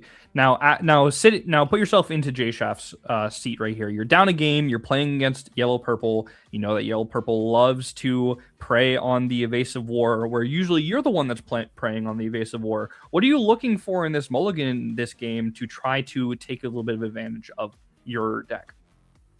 So I will first admit I am famously a player that does not play any Sapphire. Ooh, I respect that. So I have to really think about it. And this is a good exercise for me, because I need to know when I'm playing against an opponent with a Sapphire deck what they're going to play. And I think exactly what we're seeing here, we're seeing the Basil come down on turn 1. I want to be able to build up my board state against this deck to be able to match it turn for turn, and for them to not be able to get so far ahead in the next like in the early part of the game. Absolutely. I do think something that a lot of Blorple decks have started to move towards is playing cards that you are looking to play on turn 3 that are not evasive. So a potential Tigger coming in, a Madame Elephant coming in, maybe even an Isis, to put a body on the board that Yellow Purple can't use the Horseman's tricks on. I think it's going to be really pivotal for J Shaft here. If he does play a Genie and Fumbles is able to play a Horseman's tricks, it's going to feel really bad, especially because we just offered a Basil trade. Fumbles took it and then just put another Basil clone on the field. Yes. And I will say the other thing about that Tigger, not only in this matchup being really good, but it just disrupts your opponent's play so much that it really is a great card to tech into the Blurple deck. And here we are seeing almost the same board as last time. We get an Iago down from Fumbles, and J Shaft is sitting there with only one evasive on the board going into his turn 5. And Elsa doesn't really help here. A Hades potentially could help, but that Iago looks to be a problem. Absolutely. I think this Iago in this Amber Amethyst build is fantastic. I think it's a really hard card for the Blurple deck to manage right now because they don't typically have as many actions teched in anymore to deal with it. Yeah, it's very much there's the Tigger. Hopefully probably just didn't have it on that last turn, or else we definitely would have been looking to bounce that Willow. Now, specifically Iago, it's definitely a card that ebbs and flows with the meta. So keeping a good pulse, having a good community around you, understanding where these cards are coming from and what is going in and out is definitely going to help you take the most advantage of when you can play a card like Iago. And Elsa here really feels great, able to clear the board by using that Elanway to buff Elsa and then using Iago to take out the other Dumbo. Yeah, just a huge tempo shift here. Losing 2 out of 4 of your Dumbos, a very integral part of Blurple's draw power here. We do get a little bit of a consolation prize by being able to use Cheshire Cat to move damage from the Iago to take out the Elsa to make losing those 2 Dumbos feel a little bit worse. But again, you are just healing the Iago now. So now that still is as big of a problem as it was last turn. Absolutely. And this is one of those moments where, and we're going to ask the question, do you want to keep that that Cheshire Cat out there, or are you going to get the draw? And this is really... It's just one of those impossible choices, right? Like you sat there and you saw how last game went, where you were playing Demonas after Demonas, clearing your board, and one of the reasons why you couldn't get back was because you had to keep playing, like hard playing your Let It Goes, not being able to sing your removal, not being able to really establish a board to challenge back with a potential Cheshire Cat. So now just being able, so at this point, facing that reality again, or potentially giving Fumbles 2 cards to potentially brick on, I think you just have to take those 2 cards, and that is indeed what JShaf did. Absolutely. And I think at this point, it is really hard to say, like, I'm going to get rid of that Cheshire Cat, because you need a board state to deal with this matchup, and to lose that Cheshire Cat, which is a really valuable card in this matchup, is really hard. And it looks like we are going to boost to get rid of our support character, which I definitely like, but it still makes it hard because that Iago is just a pain to deal with and really clears a lot of these characters. Absolutely. Being able to take out a card, even up the board a little bit, and essentially just telling yourself that we're looking to Hades or Let It Go this Iago or bust, or potentially, if we are playing any of those aforementioned single target removal actions for that Iago. But here, another Hades coming down. This one is a little bit trickier for JShaf. Because we're gonna send it under. Yeah, we have a pretty even board state here. It is hard to let go of a Cheshire Cat, but with the card in JShaf's hand potentially being a nice way to come back. Maybe a Hades, maybe a Demona, maybe another Genie, maybe another Cheshire Cat. He felt pretty comfortable letting that Cheshire Cat go, and I think that was probably the correct decision to help, at least for this board state, to help him get back into it. Yeah, absolutely. I think I would have made the same decision here, keeping that Cheshire the first time, but letting it go after we're able to build up the board a little bit more.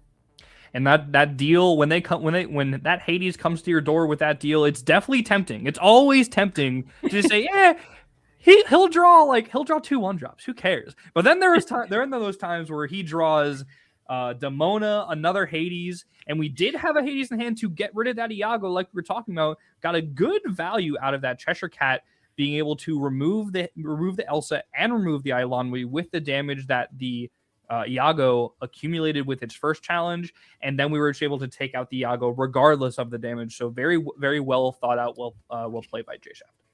Absolutely.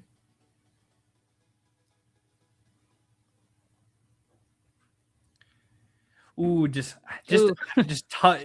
really well timed draws here coming from Fumbles. We're just starting to get back into that board state, and then Genie into remove your Genie. It's just one of those things where, like we said earlier, this Blurple deck has trouble with the double spell, and purple yellow is double spelling all over the place. Absolutely. I think that is definitely one of the things that makes this an easier matchup for the Amber Amethyst side. I think just being able to get multiple characters and be able to cast multiple actions or songs on a turn to manage the Blurple side is very helpful.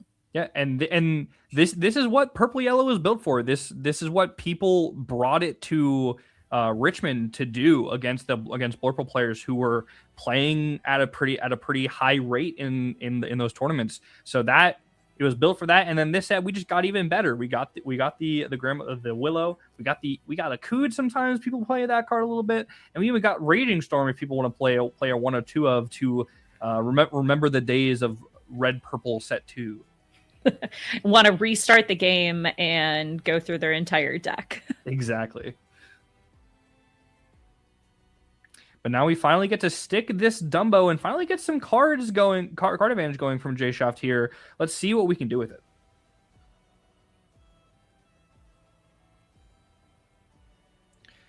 So another and hard... I missed what did he get rid of with that? I did not see. I would assume if it was I think it was a Dumbo. I think it was a Dumbo. I think so as well. I think that's what was in the corner. It went fast enough that I was like, wait a minute, what was that? And here again, like we said, this is the third hard played Let It Go from Blurple's side. The removal from fumbles and the well-timed exertions with the Elsas and the Demonas, and now even these Hades deals, it's really doing a toll to J-Shaft, having to hard play those Let It Goes. He could have sung it with Hades, but then he's leaving his Hades up to be challenged into with fumbles as Hades. They survive, and who even knows what we have in hand to play as well. Yeah, absolutely. And just another back-breaking turn from fumbles, being able to challenge into that Dumbo, take it out, take out the small fry, and just start to quests. Yeah, now just really moving into the board state that Fumble's able to get towards that 20 lore. So really great state to be in on his side. Important to note that J-Shaft now has only one Dumbo left. He lost the 2 Dumbos early, and then we took out that other Dumbo. So we start to, as Fumbles, start to see that J-Shaft's draw options are limited to mostly just the Demona. So we can probably more freely put out our hand and get advantage back when eventually J-Shaft does find his Demona. Yes, absolutely. And that's a really good point to call out there. Managing where your opponent's going to get draw from and understanding what that means for how you should be playing your deck as well. We do have the Elsa here to take out the Cheshire Cat. It does leave some damage on board here. We are able to challenge with that Hades into that other Hades, and another Cheshire Cat will be able to take out both cards on board with a single boost here, and that is it looks like tough. We played 2 Cheshire Cats. Yeah. So yeah, that is tough. We're going to see the scoop there. Really just a tough matchup. I think Fumbles and J-Shaft both played fantastic. Fumbles was just able to draw an answer for just about everything that J-Shaft put on the board. Yeah, it was just an absolute clinic from Fumbles, showing off what Purple Yellow was built to do, essentially. And nothing really that J-Shaft did wrong. He was playing exactly as he needed to try to get back into the game every single turn. But this is Lorcana. People think that on the draw, on the play are just this huge advantage. But we saw there that Fumbles on both play and draw, just it didn't matter. He was just in it. He was in the driver's seat of that game, of that match, the entire time, both games from about turn 3 on. Yeah, absolutely. I would agree with that. I think that we've seen over the course of this last set, that gap between going first and going second close a good amount, which I think is really great for the game overall. Absolutely.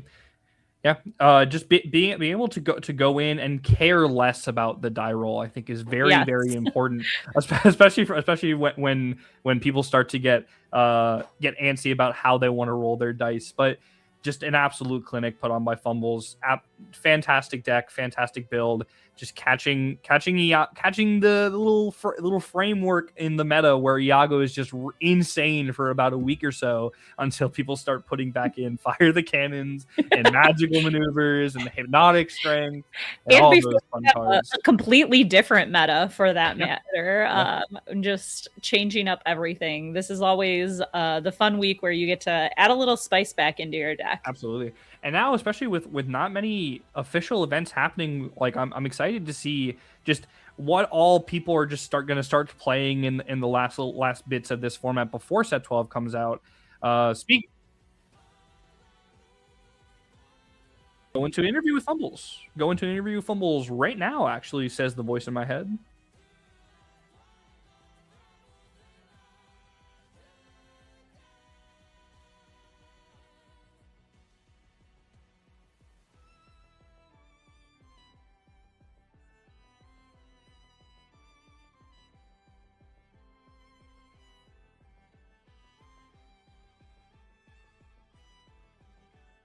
For yourself with this color pairing. So first of all, oh no, friends, I've heard that I was muted. The greatness was silenced, but we are here and you cannot silence me. You cannot silence me at all. So anyways, as I was saying, Fumbles, congratulations on your victory for the SLTC. You were able to lock up a victory, make this thing 1-1, make that third game count here. And so it is going to be up to your team to figure that out. But before we get there, we got to celebrate your victory, dude. Congratulations. Thank you. Yeah, game plan was great. I only had to send back 1 and then 0. I think that's the dream. So yeah, you're like, can I do this all the time? Like, can I just get this hand all the time right now? Yeah, my poor buddy over here, Jay Shaft, had to send 7 and then 3. So, yeah. But still kind of had it all. Yeah, it's real tough. And I mean, you've been playing this way more than I have, so please correct me if I'm wrong. But my vibe, and I was playing Blurple all set champs weekends. My vibe is that this is not a matchup I want to see as a Blurple player. You probably want to see Blurple. Is that the correct assessment? Yeah, I mean, this has got to be one of Blurple's worst matchups, Storm or no Storm for Yellow Purple. I think it really kind of has everything going against it, where you can play 1 card a turn and I can play like 5. And then also I will always win the Evasive War, and that helps a lot. Yeah, that Horseman Strike's coming in big quite a few times. And then I'd be remiss if I didn't talk about just like the string of Demonas, just doing Demona things and just being crazy, just so much board control. And then seeing that Willow just coming in and netting you so much value. Like, it was just a value machine is what I saw as I was watching that match. So you mentioned that Jay Shaft didn't necessarily get the hands he wanted. So already a bad matchup. So you were able to secure that, but was there any moments in that game that you just felt out of control, or was there any moment that in that game that you just kind of felt like, hey, I need to be careful, I need to be a little bit more conservative with my resources? Turning my 3/4 Hades sideways was like a little scary to me. Some people are playing the 5-cost Bell Accomplished Mystic again, probably more in set 12 testing, but yeah, either way, I don't like turning side. I hate questing. I like having my guys be able to fight. So I probably missed out on probably 3 or 4 lore. I'll get a message later that I -4'd myself. That's okay. Overall, I just like to be very cautious. It's kind of just how I am. So that's probably why I don't play any quick decks. I play decks that can control a little bit more.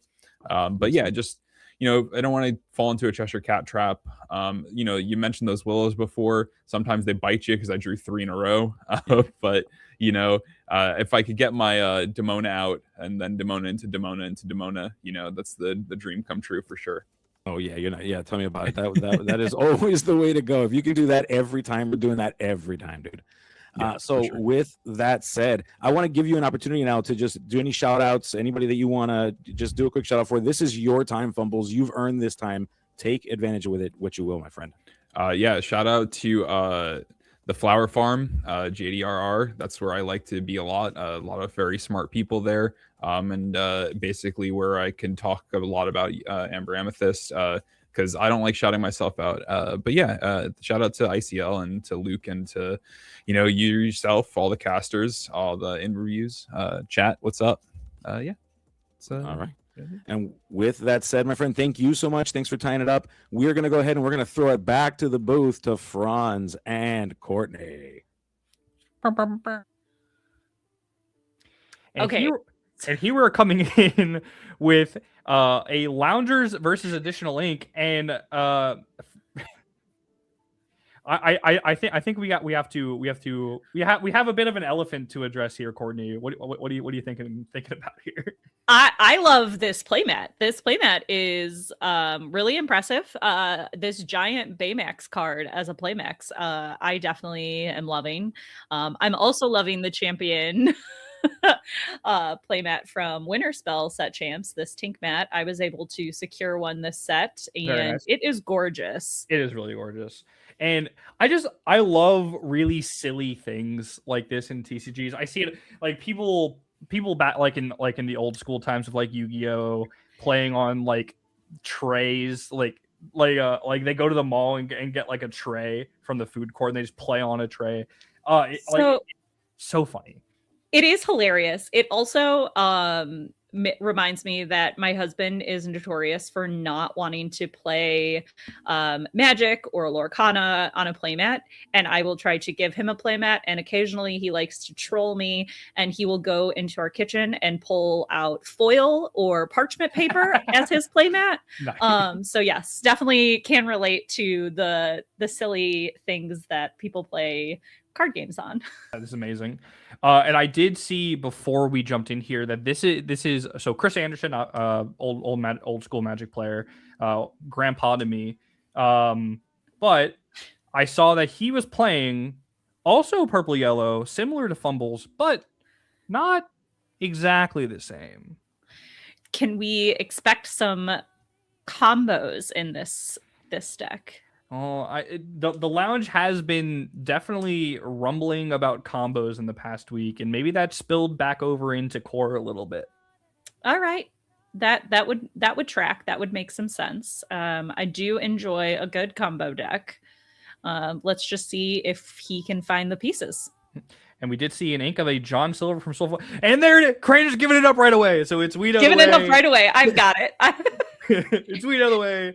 If anyone has been watching competitive Lorcana for the past year, essentially, obviously Zan Saeed winning CCS with Monstro combo. Monstro, the 8-cost 8-cost rush that can discard a card to unexert itself. And then there's a multitude of ways in purple yellow to combo that with a card that draws through your entire deck, puts everything into the discard, and then you play We Know the Ways on Alan Adale, We Know the Ways on We Know the Ways, and then you win. Absolutely. And as somebody who Lorcana is my first TCG, so learning combos has been something new for me. What would you give like a new player on advice when you notice somebody has a combo deck in play against them? Yeah, so if it's your first time, I would recommend taking that first game, trying to draw it out maybe a little bit. Just learn what they need. Try to figure out what the conditions are for their combo to work, and then once their combo starts, make them play it out. Always make them play it out. Obviously, unless there's like time constraints and stuff like that. But figure out where like the fail rates are. Where can the combo stop randomly? Where can the combo stop if your opponent messes up? Anything like that. And then from there, you can use your next two games, whether or not you won or lost, to tailor your deck with your mulligan to fight against it. A lot of people will lose a game one to combo like this, and just like they saw all of a sudden they're at 0 cards in deck and they just win, and then they just start to panic. And it's like, I need to get my game plan all ready to go, but like you can't. Like these combos are built and they're good in formats where there isn't anything that like plays their game and outright beats it. So you have Absolutely. So you have to take that information that you learned in that game one and just change up your strategy a little bit to hopefully either get under it, force them into odd situations. Now, I've been rambling for a while. We have a very, very normal for lack of a better word, yellow-purple draw going the ramp on 2 into a Dumbo into an Elsa, and we don't see much on the green-blue side. Yeah, so we were able to clear the green-blue side, get that Cinderella off by playing down the Elsa and using... Oh, we're ink geysering. We're geysering, and that is absolutely something that green blue has that can slow down this combo. We get them every second they're getting closer to 8 ink is another time that they can get that whale down. So if we can put them lower than 8, then they can't play the combo. So if we can get that ink geyser in, start to build up our board, be able to potentially wipe it with the prince or something like that. That can be helped. But the issue is a ink geyser on an empty board is tough. It is tough because now, you're going to have to rebuild up your ink and build up that board state while your opponent has some draw power on board as well as multiple characters. And typically with these ink geysers, you're going to see the ink geyser player follow it up with either a Tipo or a Sail looking to ramp up immediately after that. But here with a purple yellow deck, we already have that ramp on board. We have our Willow. We can potentially play another Willow if we really want to. And then we have that double ramp. So even the ink geyser doesn't slow us down that much in this specific build. We need to start really pushing board for Solo Falcon, getting to a print situation where we can clear that already very sizable board for Cran, or else he might not need to combo at all, and that's a good start. Yeah, absolutely. And I think understanding when you are playing a combo deck that the combo is great, but I think particularly in Lorcana right now, you also need to be able to win without your combo, because obviously you may not always end up with that combo. So a Demona here we see, and then using Cheshire Cat to get rid of that Prince Philip. Really great play here, because that Prince Philip has board. Demona affects the whole board state, so we're able to turn it sideways and clear it off. Yeah, and at this point, we're looking to just do the same thing from Solo Falcon. Maybe a ramp, maybe a sail into another Prince Philip, looking to threaten that combo before Cran can really start to push things. We are getting that You're Welcome. It is stopping the bleeding for now, but it still is 5-6 lore on the board. Cran is already at 10. Yeah, this is definitely stopping the bleeding a little bit, but really far ahead. So it's going to be hard for Solo Falcon to get back in this match. Absolutely. It is looking like one of those times where green blue players are just having a slightly less than optimal draw, and because of that, Cran was able to take advantage, push a lot of bodies to the board, even in his combo deck, and really take advantage of the poor draw, not being able to put many bodies on the board, and having that Demona at the right time to stop any potential shifting shenanigans. Yeah, absolutely. And I also like playing the guidebook here, because if Solo happens to have that combo to clear Cran's side of the board, it allows him to draw back up and put some more pressure on the board and not let Solo Falcon kind of get away with the game with that big Prince Philip. Absolutely. We're pushing here, I believe, to 16, and having the ability to play down that guidebook really helps us not overextend into a potential board wipe. Obviously, there's no board wipe coming this turn, but even if there's multiple forms of removal, I think we are threatening game on board from Cran's side. Even if we take out the Demona, we have 1, 2, 3, 4, 5, 6 lore on board. We would still need to get rid of 3 lore, and because all of this lore is represented on 6 bodies, we need to take out the Demona and then 3 other cards. Yeah, so I think right here we're probably going to see a scoop soon, but maybe Solo Falcon has something up his sleeve. We always Hopefully have not actually up his sleeve. We always have the homie draws off of the sale. That MMS getting a little bit of work done, but unfortunately just not enough. And we did see the Ink of a Prince, so we saw that Soul Falcon did have the combo earlier when Cram played that Demona. So that Demona really locked down this game. Absolutely. And that feels really good on Cran's side. When you're able to avoid that board wipe in this matchup, definitely is very helpful. Absolutely, especially against a deck that is playing the ramp. If they stumble at all, then the lines start to really line up very well for the purple deck that's running ramp to play the Demona and stop any shifts.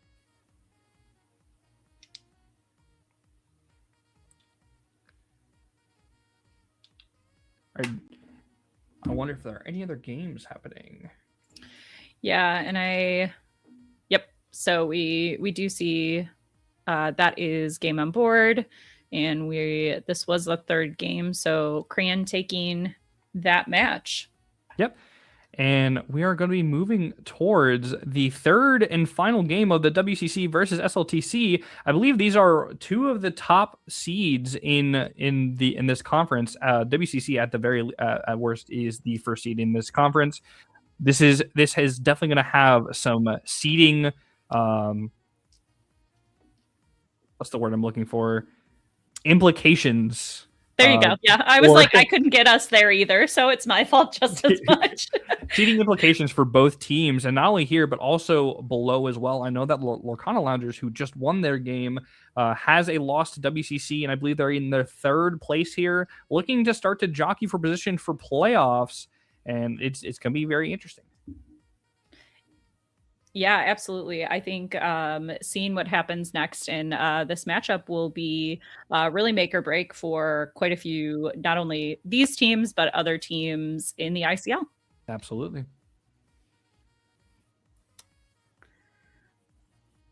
Are we kicking it over, or are we hanging out for a hot minute? All right, okay, sorry.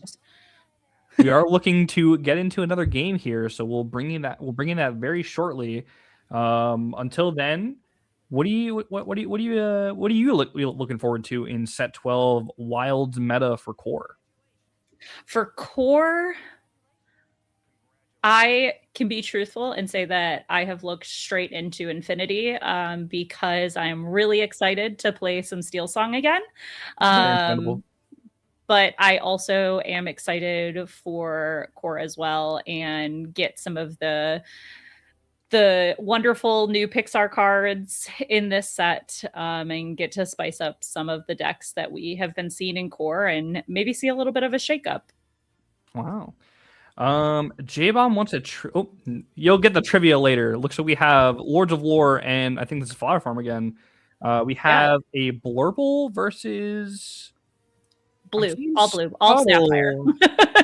Seeing Scuttle and Develop Your Brain. This is giving me some like green blue or blue steel vibes. That would be my guess as well. I also would love some Oops All Sapphire, but that's just a personal. That would be very funny. Now, I have been known to dabble and Develop Your Brain in Blurple a little bit. I've also dabbled with Scuttle and Blurple a little bit. So it would be a little bit out of the ballpark, but I wouldn't be too surprised. But the Cinderella usually means a blue steel or blue green with all of the princesses that they can play in those colors. We do have a Hades coming down, probably targeting that Cinderella. We get the draws, and what are we at? We're at low lore. So we're just getting started here. Red blue. Okay, you got me. I didn't expect that one. That wasn't what I was expecting. I hope chat did not lie to me about red blue. Because I would be very sad, because I like red blue. Red blue has a lot of really interesting, cool things that they can do. A lot of boosty shenanigans, and boost is one of my favorite mechanics in the game right now. Boost is definitely one of my favorite mechanics as well. I would not say that Ruby Sapphire is one of my favorite color combinations. As a Steel Song player, I still have bad flashbacks to item decks. Yeah. Well, as a Steel Song player, I can understand that. We do see Dig a Little Deeper here. A very oft used dig spell is Sing Together. I believe it is 8 Sing Together. You can look at the top, I think it's either 6 or 8, and grab 2 cards from that and add it to your hand. Similar to a Visions of the Future, except it is a Sing Together and you can grab 2. Yes, it is. So it is look at the top 7 cards. I had to pull it up. I got the bread. It, so, I got both sides of it. So I'm in the right ballpark. Definitely a card we don't see super frequently, but I have seen it ebb and flow as like a one of in decks here and there. I think it definitely can add a little spice to your build. For sure. For a deck like Red Blue, and Red Blue has also played this in the past, a more control-y, taller end of your deck can afford to play a little bit less ratios of some less important cards in order to play that Dig a Little Deeper and be able to be a little bit flexible in finding them at specific times. So in a situation where maybe a Maleficent Dragon wouldn't be too good, maybe a Grab Your Bow would be fantastic. Yes. And I'm glad you were able to call out that card name quickly, because I was like, wait a minute. Oh, I played tons of limited of this set. I know that card. I know that card anywhere. Love that card. Being able to come down, I believe it's a 5-cost Song, banish up to 2 cards with strength 2 or less. So it's a little bit of a mini Sisu there. Yeah, absolutely. And really helpful in this matchup and helping manage the board state in this sort of moving into mid game, what I would say, as we get to 5 lore. Yeah, we're starting to get up into those inks where both of these decks can start to either play very large things or multiple pretty medium things. So, but we do have that Scuttle there that's just going to sit there, and Blurple can do almost nothing about that card.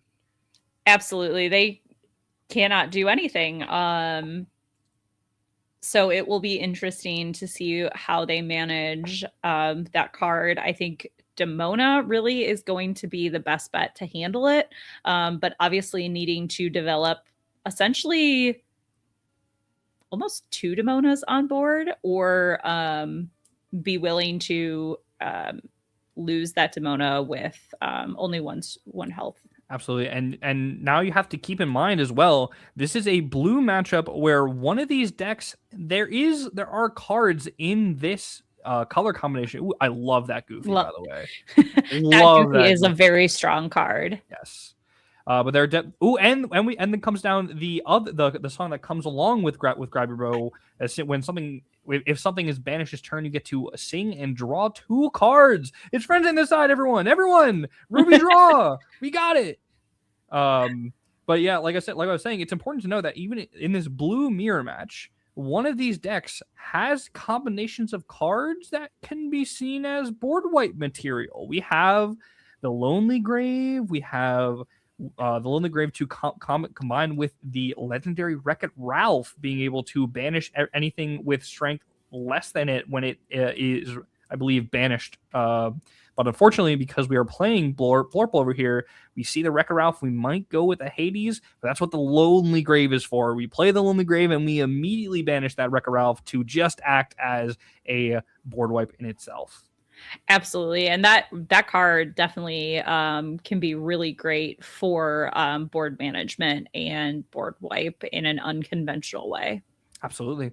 Especially in you saw it all the time in pre-rotation when blue red was just outclassing any other deck that wanted to be like a slightly longer mid-range deck, because it had the ramp, it had the big bodies, it had the card advantage as well, and then it just had board wipes. So Absolutely. this is like it's a little bit nerfed. Obviously, we don't have the draw package that Hiram was. We don't have the board wipe that Sisu was, but Wreck-It Ralph does a decent impression.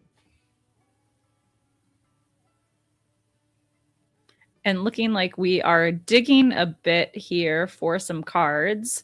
We played that last card, and I don't know what it was. I believe there was. It's probably digging. It might have been the song again to draw 2 cards. To draw. But important to see here is we have an unanswered Dumbo here, and decks like this blue-red deck, one of their biggest issues is an unchecked Dumbo. That Dumbo being able to give card advantage, give lore as well, and then help get back in the game without overextending too much into those board waves. But we do have some lore on the board here, although I did see that number go up on the left-hand side. Luke, is it possible that the lore totals are switched? I believe they are. So I think Luke will get that fixed for us. So we have Lords of Lore with 3 lore, and our flower team, I'm so sorry, I'm butchering their name. Flower Farm. Thank you. The screens were Sorry, flipped. the screens were flipped. Okay. And here again, we have that Dumbo going in, getting another card draw. And like I said, any unchecked Dumbo against these blue decks is really tough. They don't have access to that single target removal that yellow does with the Horseman Strikes. And even something like a Maleficent Dragon is still a little bit was still far away a turn or two ago, and and Thomas is definitely looking for it now. We do get a quest with the Tipo as well. We see that ink, and we still have 4 or 5. We have 4 left over for just an Isis. Just put another body on the board that threatens some more. Yeah, we don't want to overextend into a potential board wipe. This is perfectly fine. We have a sizable lore advantage. There's no out to the Dumbo coming yet. So just playing it cautious, getting your cards, and forcing your opponent to answer you. This is what Blurple really wants to be. And I think we see there Scrooge coming onto the board with some boost, and then we are going to banish. I can honestly say I've never seen that card. It looked like an action that banished a card and either grabbed one or multiple boost cards from that. Time to go. Oh, it just draws 2. Okay. Oh, so it's an action that banishes a target character. Draw 2 cards. If that had a card under it, you draw 3 instead, and then he followed it up with the friends on the other side as well. So we just drew 5 cards. All right. And then we play one of my absolute favorite sleeper cards right now, the Olaf. That is such a big boy. We love that boy. That Olaf is pretty powerful with that 4/4. And for each action in your discard, you pay 1 less because this character does cost 9 to play. Yep. But I believe he probably paid I believe 4 or less for that. But so it just ends up being just a solid body on the board, and it's just a little bit anti-aggro because when you play it, they lose 2 lore as well. Like we were saying earlier, that the Blurple player had a sizable lore advantage, although now it's only a lore advantage of 4, and Tomas currently has a larger lore presence on his side currently than out of the blocks, having 5 to out of the blocks is 3, with definitely bigger creatures overall. We have a 5/5 and a 4/4 versus a 4/4 and a 3/3. Characters. Thank you. And we do get the trade of the Isis and the Tipo into the Scuttle to finally remove that Scuttle, and we still have this Dumbo chugging along, getting a card return. You're essentially just drawing 2 cards every turn, and we see the Hades. That Hades coming down. Absolutely, very very big swing coming in, taking the board lore from 5-3 to 3-1. Very impactful swing, especially when you also have increased your lead on the board too. And we also talked a lot about how hard that scuttle is to remove. So being willing to trade in there and then playing out that Hades to get rid of Olaf, really great move. And then we, as we were talking about earlier, we see that Wreck-It Ralph come in. Yeah, the Wreck-It Ralph coming in, boosting itself. Important to know that he doesn't banish the board unless he's banished, but we do have that action again to draw 3 cards and wipe the board. Wreck-It Ralph saying boost 1, and when it is banished, you can banish everything with strength less than it. So we boost 1 to get it to 4 strength, and then we banish it to draw 3 cards and remove out of the blocks' board. That includes a Hades and a Dumbo. You definitely want to take advantage of those situations if you are Thomas. You don't want to ever leave that Hades, that Wreck-It Ralph susceptible to a potential Hades or a Let It Go, or even just like an Elsa and Into the Unknown, because that would be devastating for your tempo. Absolutely. And I think kind of controlling the board there, we've seen quite a few cards with Thomas being able to draw up his hand to be able to, while clearing the board, having a hand size that allows him to kind of come back and play out quite a few characters. And we see Scuttle come out on the Blurple opponent's side. Yep, we're just not trying to overextend. Maybe we have some low resources here, but we do get to play a Scuttle, which does threaten the 2 lore, does have the ward, so any shenanigans coming from Thomas's side isn't going to mean anything unless he has another Wreck-It Ralph. But we do see a third of the banish a card to draw 2 action. We didn't see it on a boost this time. We saw it on a Tipo, so it essentially just acts as a cycle. We do get that Hercules down. I believe that's a 1-cost 0/3, boost 2. He gains 3 strength.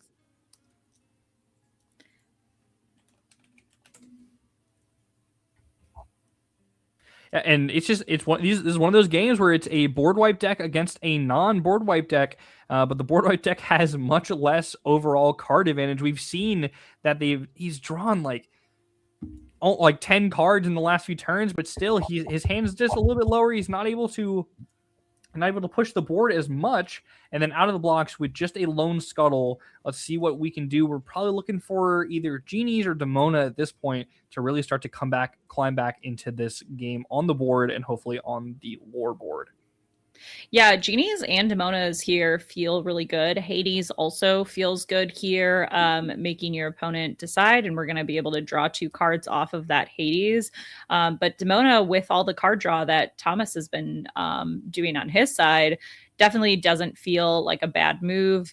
You're going to get some card advantage, and your opponent isn't. Absolutely. Here we do see the Hades getting the draw 2 from Thomas there. I wonder what he chose there, because either option I could see being a tougher choice. It is very interesting, though, that he chose to give the Blurple player, who seemed to be struggling a little bit with card advantage, those 2 cards in order to save the Cinderella or the Hercules.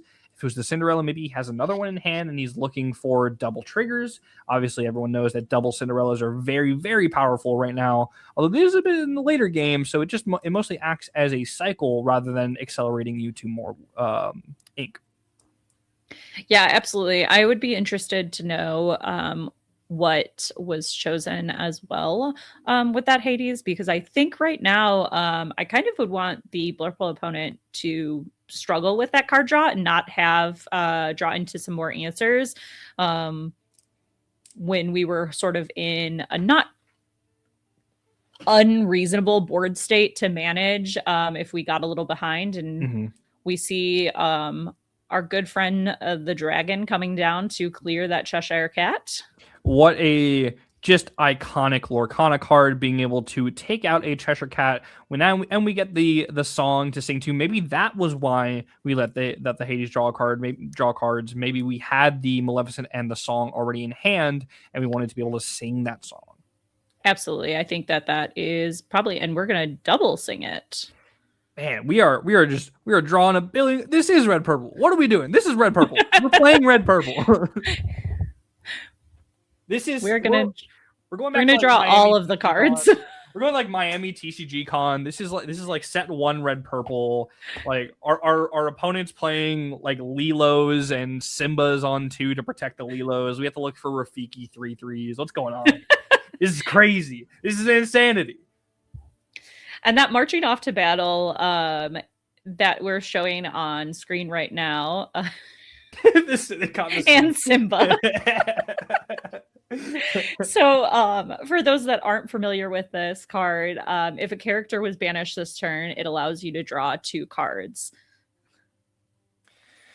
And these cameras are like jumping all over the place. I can't keep track. But we still have a sizable lore lead here, and we do have the Scuttle threatening to the Hades coming down. Another huge swing.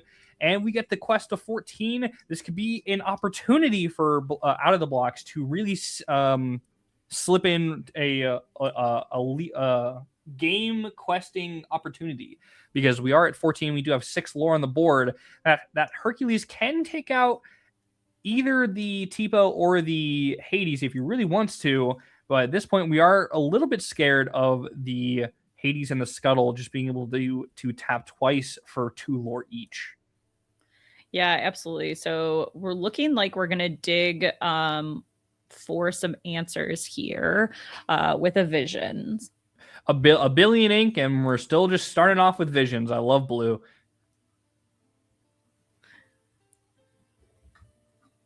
He's like, yeah, I'm just going to take a look at half my deck and choose the best card that's in the deck still to take to my hand. I know that you're like you're doing rocket science over there to not overextend into the board wipe that I'm certainly going to have. But let me just find one real quick. I'll just give me a second. I'm just going to look through my deck, grab it real quick, and we're gonna wipe this board. We are getting the quest. I think we're going to see that action again to draw 3 cards potentially. We are going to take out the Tipo and then play down Goofy and clear Hades. That does stop the game push from out of the blocks. And we do see a peak here. Very, very nice card there. Just a solid body, a 5/5/5 that has boost 1 whenever I think it's just whenever it quests. You look at the top X amount of cards, X equal to the amount of boosted cards, and you can add them to your hand. Essentially develop your brain into a Visions or anything like that. An interesting choice here to use Goofy to take out Hades rather than the exerted Scuttle on board. Obviously, that you would trade in with the Goofy, but with 2 lore and out of the blocks threatening already up at 14, going to essentially 18 this next turn. I'm interested to see what the thought process was behind that. It's definitely it's a little bit close to greedy, not wanting to just go 1 for 1, wanting to in this situation go 2 for 1.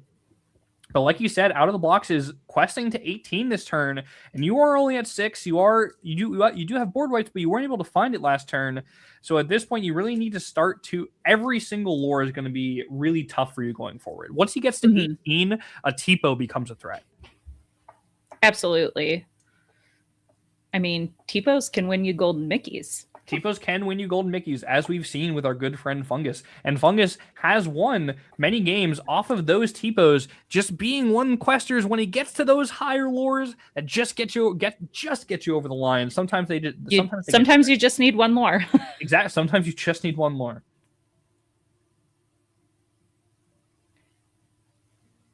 We are going to 18 in passing. We do have all 3 of those 2 lore characters there. We need a board wipe here, or we need something that takes out both Hades and then a Goofy. Yeah, and I'm being that this is a bit of a more outside the meta deck, I am not even sure what we're digging for here besides another Ralph to clear the board. Looking for another Ralph, looking for a way to banish him immediately, whether it's the Alone in the Grave or one of the litany of actions that he has played already that banish one of your characters. And I think the hard piece here will be that Ralph will need to be boosted more than once Yeah, this you're right. It'll have to turn be to be boosted. able to take out that scuttle. Oh, it has to. It's gonna have to be boosted like 3 times, right? Ooh, Oh, let's see. equal to or lower. So he'd have to boost the Ralph twice. Twice. Yep. So we'll need to play at least the Ralph and then another card. Which there's a lot of ink there, but I mean Ralph at 7. Yeah, Ralph and a Lonely Grave would indeed do, because I believe the Lonely Grave puts something under a card before it banishes, or is it after? Oh no, you banish first and then you put something under. So you need a set. It's 2 Lonely Graves. Do we have 2 Lonely Graves in here? Oh, we're looking through it. We are consulting the hand, we're pondering our orbs, we're pondering our actually no, it is a judge call. A judge is over there watching them ponder their orbs and their black cauldrons. So we're hoping to have this resolved very quickly, very earnestly, and hope to get back to the rest of this game, because there are still outs. We still have the ability to wipe this board. While we wait, Courtney, how are you enjoying Infinity? I love Infinity. I was a little skeptical at first. I will admit, I've enjoyed Core a lot, but I'm excited to visit old friends, as I like to say. Yeah, and I hear that you're having some good times with Dale. I am. I have been having some great times with Dale. Dale has been serving me well in some of the playtesting that I've done in Steel Song. It's been a very strong card. It's really nice to turn Rapunzel into a 5/5 instead of a 1/5. Exactly. Yeah, it's crazy. Like before, when you would throw like your daisies into random cards, you'd be like, "Oh, I'll throw this daisy into this Madam Mim snake and take 3 and draw 3." Now I can just take the snake out too. Yeah. All right, and I think we're back. We've got that judge call sorted out, and we are scooping. So judge call into a scoop. Classic games, boy. Classic games, everyone. Classic games. So Blurple able to pull it out for the win there, and was fun to get to see a little bit of a different deck in that Ruby Sapphire build, getting to see what Ralph can do. I think it was very cool to see how much draw power that deck has, and just see potentially what we could see in the next set, and see if any. We've seen a lot of good Ruby cards come out, I think. So it would be interesting to see if we see a lot more Ruby this next set. Absolutely. They just that color combination just always sending some shivers down older players' spines as we see flashes of DKP in our nightmares, playing down a shark, playing down those Sisus, and just sending us to the Shadow Realm. But very nice to see what it has to do now. Those Lonely Graves, the Ralph is going to be a very important card to keep in mind going forward into rotation, even into next set, where that card just has a ton of just options, ton of cards that work very well together with it. And hopefully some people can really, really work on that. And hopefully the rest of the set really also helps bring it together. Speaking of Red Blue, who's this guy? Look at this guy right here. Yeah, that is true. That's crazy. Well, hello. How are you all? Hanging in there. Speaking of Red Blue, what do you guys think of that last game and like the prospects of like the Ralphs and the blue decks going into set 12 and potentially even rotation?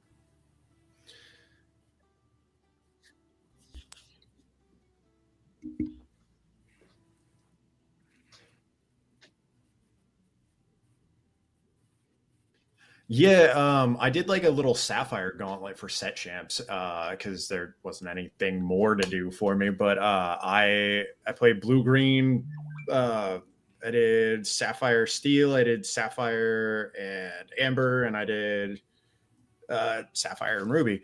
And these Sapphire Ruby decks are very interesting. I've never played the version that Thomas is on there, but like I was doing the Turbo Olaf with like the Robin Hood Sharpshooter and just filling the yard and then just dropping Olaf for 2 on like turn 4.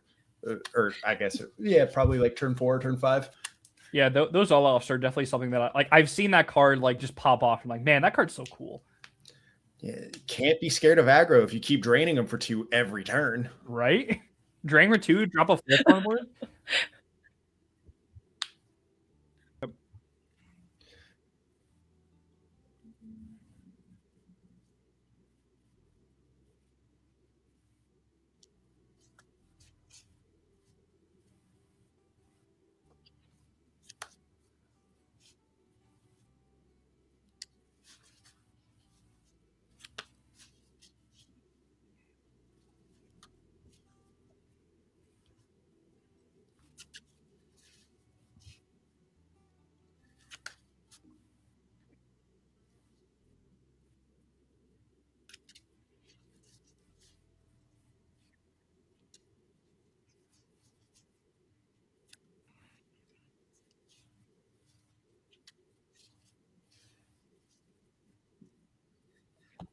Yes.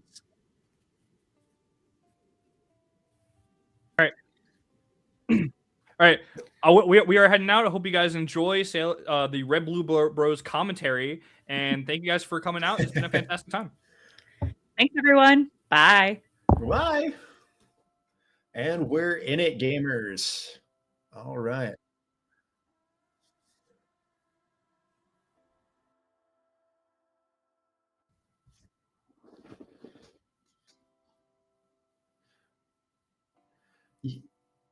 Of my own team and now a member of World Class Cards. And on the right, we have Justin Crum, also known as Jack Shadow, who is also a pioneer, one of the most known deck in the game, which was the Blue Steel Kiwi, which he represents here with the American Woodpecker. I can't remember the name, but so basically the name of that deck is because of that reference that we have here. It's a long story, but I do think that he inked a Pirate's Life off of that sale, though. So we might be seeing another Ruby Sapphire deck coming into the fray here, which against Dog's deck like this, you might. It doesn't look like he's accelerating quick enough to get like some board control. No, I'm not just going crazy over there with how many characters he's already got out. All right, we have the desirable turn 3 Robin Hood at least. Sharpshooter.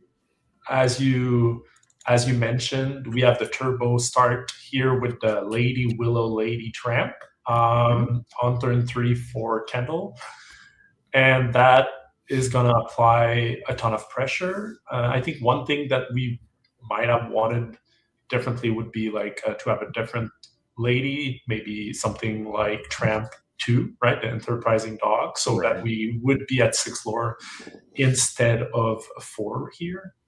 But still a very great start.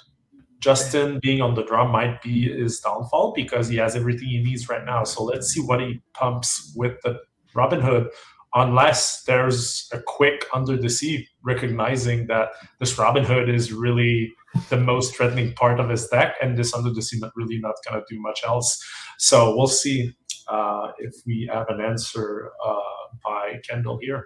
Yeah, and being on the Sharpshooter build, you're probably not likely to tech into things like that Wreck-It Ralph to be able to wipe the board like Thomas was in the previous game. But no, I'm not just slamming everything sideways, made it all the way up to, he's almost halfway done, and slamming the Chromicon down. So even if there is a way for Jack Shadow to find an answer to the board, then it's going to be there's not going to be a whole lot that's going to stick.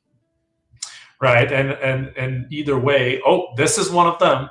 For sure. But the issue here is that with the Chromicon added to the board this turn, it means that we won't be able to add much to that board.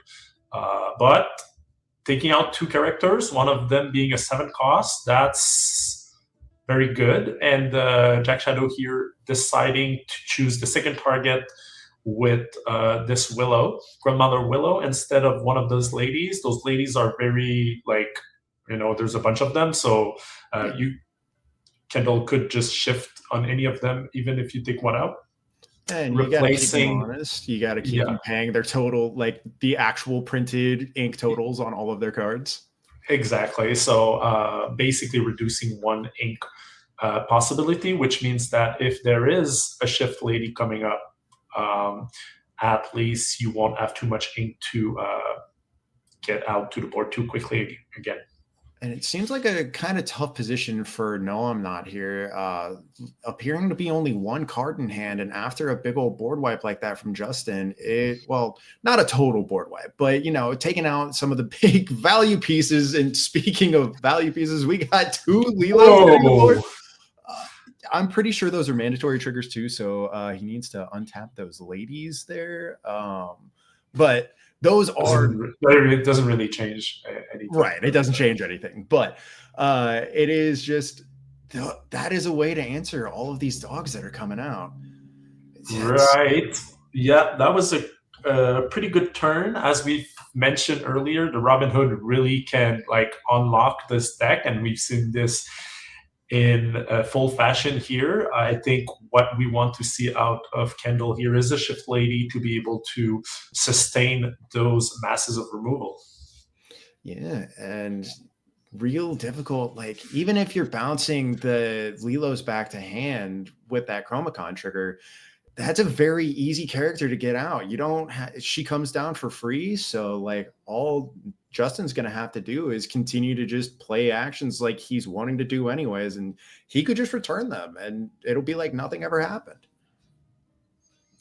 Yes, absolutely right. And we do have the Shift Lady, which was definitely one of the cards that we want to see here if you want to keep on putting the pressure. One thing that is very interesting with the Emerald Chromicon is that you can always bounce your own characters, and being able to do that over and over again can let you fight a lot of attrition out of the dog's deck, and one of the reasons why it is so powerful. Yeah, if he doesn't end up prioritizing that lady, he could bounce it back to hand and then just replay the lady, keep cycling through his discard over and over again. So we'll see if Justin has enough in the tank to keep answering, or if No, I'm Not's going to be able to continue just pressuring. We'll see him just sitting there in the tank trying to figure out what to do from here. Yeah, and something that is really interesting is that Justin decided not to ink more than the 4 cards that he inked on turn 3, right? So maybe keeping low-cost actions in hand in order to be able to replay those Lilos that could get bounced off of the Chromicon. So I'm assuming it's that more than a big number of uninkable in hand. That I would guess so. Because realistically, too, there's not a whole lot of uninkable cards you necessarily want to be playing in here. Maybe like a Hades, the Dig a Little Deeper. But those are some pretty big bombs that would be stuck in your hand. And I didn't even notice that he hadn't inked up until you pointed it out. It looks like we're just getting a little quest in here for 2, up to 11, and back over to Justin. And as I mentioned here, Kendall decides to ink in case and keep his big lady upright, so that if somehow Justin can deal with both of the lady, he's able to ink and replay that big lady potentially. Yeah, and we got the Let It Go to circumvent the little Chromicon shenanigans, likely hitting that lady as it is the most problematic character on the board right now. But that's... And now that plan for Kendall kind of ruined by that Let It Go. Yeah, looks like... Because now you've inked 1 too many card potentially. He is going in for the challenge. returning Lilo back to hand. 2 more actions, it can come down for free. And potentially untap it, yes. Or just 1 action. And untap, end up swinging into the lady here, clearing out the board. No, I'm not sitting with 1 card in hand. It'd be real tough to get back, even if we end up like returning that Lilo to hand. Yeah, I mean, if you have the 2 other actions, that Lilo is pretty free to challenge and just get right back into play. Yeah, and I had the pleasure of playing against Jack Shadow out at Ink Ink, and watching this man play the game is like insane. Everything seems like such a difficult puzzle, and like he is so good at solving them, and like it's truly like great to watch Justin at work here. Absolutely. Inking that second Lilo and instead playing an Olaf only for 2 ink, reducing No I'm Not lore by 2, and imposing a body, a solely alone Olaf on board. Can you believe how quick the tables have turned? Yeah, I mean, he's doing exactly what you'd want to see out of this deck, just continuing answering all of the threats possible, getting down these big bodies like the Olaf is quite possibly the best character to drop in the face of this Chromacon, because if No I'm Not takes the opportunity to bounce us back to hand, he can replay it and then drop him down from 9 to 7 and so on and so forth. Or else there's just a 4/4 body that's going to take out pretty much every character in this deck not named Tramp. All right, we do have a really big threat just been put on board for No I'm Not here. It's the Lilo, recursive Lilo, being very synergistic with that Emerald Chromacon, but obviously there is some answers in the in Justin's deck, like we saw with that Let It Go, maybe even some Hades. We don't know that yet, but we're not inking up to more than 5, so potentially either we don't have it or we are not playing it. The second Lilo has hit the board. That's going to be a real tough thing to come back from. No, I'm not slamming his foot on the gas all the way up to 14, presenting game right there, unless we can get Justin to chain together a bunch of good songs, namely Let It Go, to keep throwing these Lilos into the inkwell. But this might end up being the sentence right there. We got a quest out of the Robin Hood. And it's the roulette. Let's see what it brings. Oh. It's a Pirate's Life, and it's a Let It Go. Oh, a signed Let It Go. I want to mention Justin being a top 64 of 2 different DLCs in Season 1, obviously owning one of the Season 1 Let It Goes, at least 2 copies at some point, and here being of really good use, inking that Lilo. And then we have the Olaf challenging, I'm assuming. Yeah, Lady. Looks like Lady is now off the board, returning the Robin Hood back to hand, which is significantly the better of the 2 targets there. He can't get another trigger if he can't go questing. Yeah, and that Olaf would very likely just be free at that point. And then we have the Lilo coming back, taking down another character. Lilo assisting in taking out another Lilo. That's certainly a sequence in double. We're suddenly going from 14 back to and 10. forth. Oh, that's got to feel so bad for No I'm Not. You were like a turn off of game, and Justin finding all of the answers he could possibly need there. And those are some pretty imposing bodies. Like I said in the previous turn, if you don't bounce those back to hand, it can continue to just clear these little 1/2s turn over turn over turn.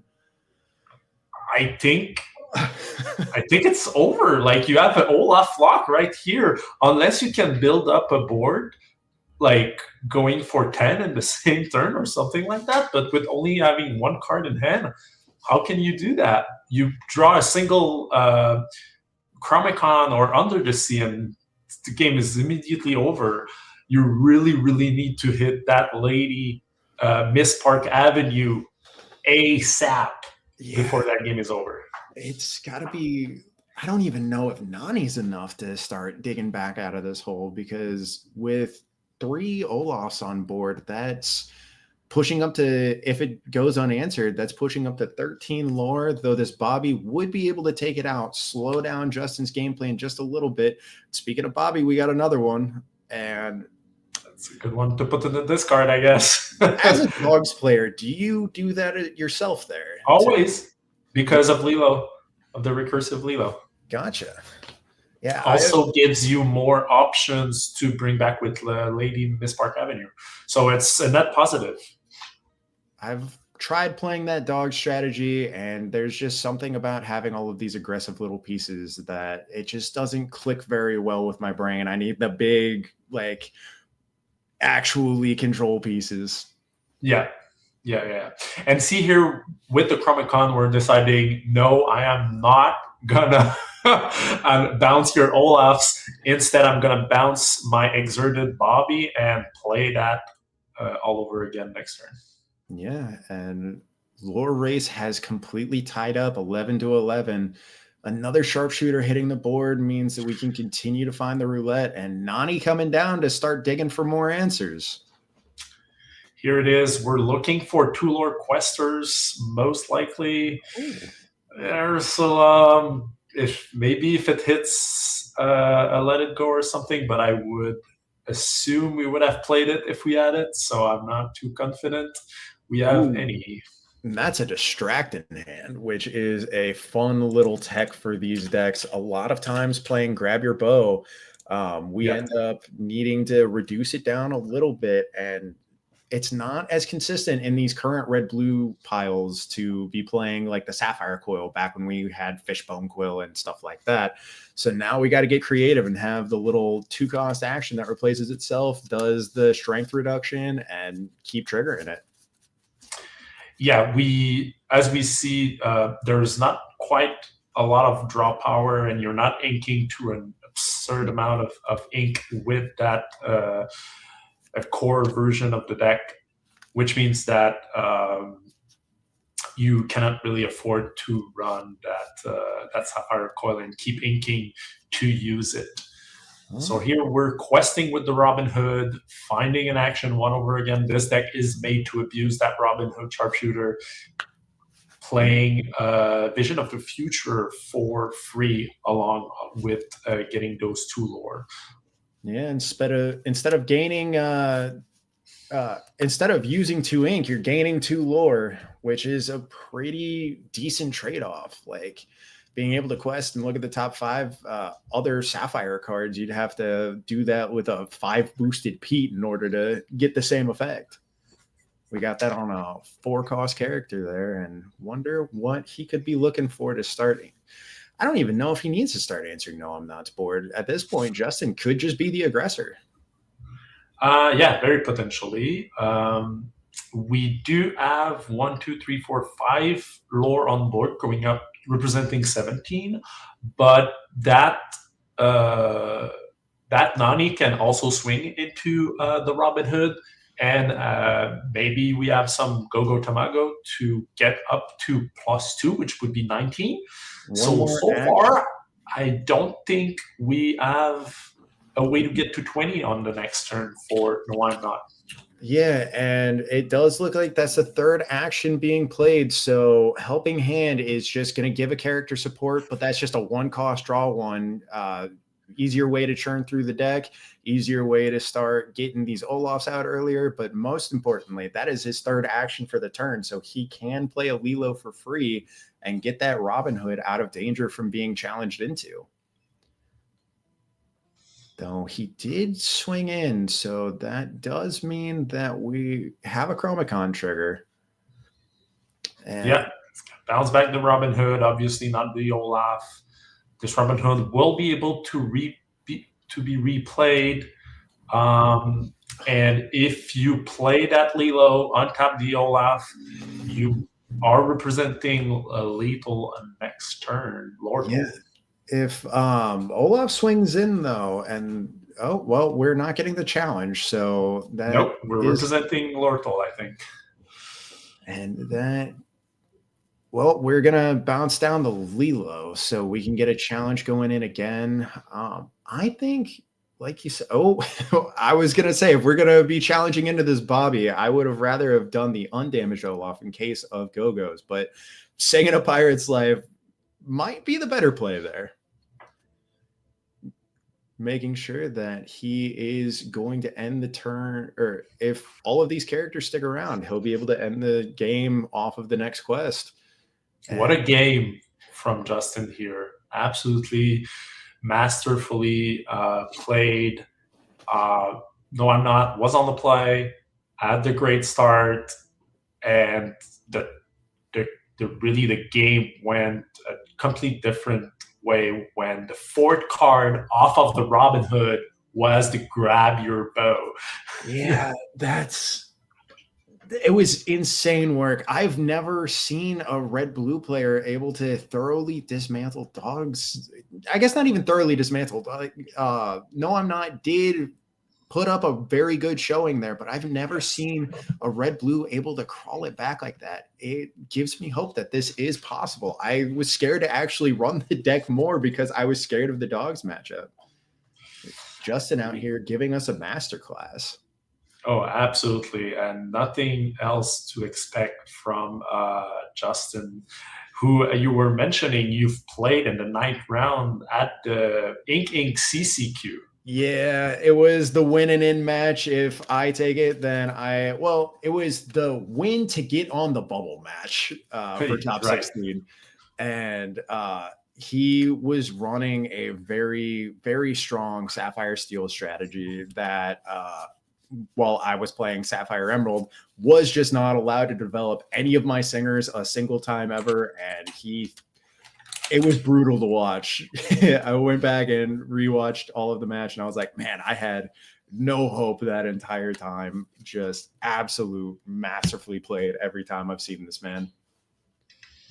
Yeah, and as you said, playing for the bubble, because Justin ended up finishing exactly 17 in a top 16 cut. So, yeah, that was brutal. It was unfortunate. We were generating enough hype with the casters that we're like, hey, you could show somebody who's like currently undefeated right now, or you could have the drama of people who are playing to try to win it in. Higher stakes means better viewer story, and it was very fun. Justin was a very, very sweet man. Very good player as well. Yeah, I love Justin. I am on SL. I have been on the SLTC Discord since the very early days of it, and Justin has always been like a very nice guy to talk to.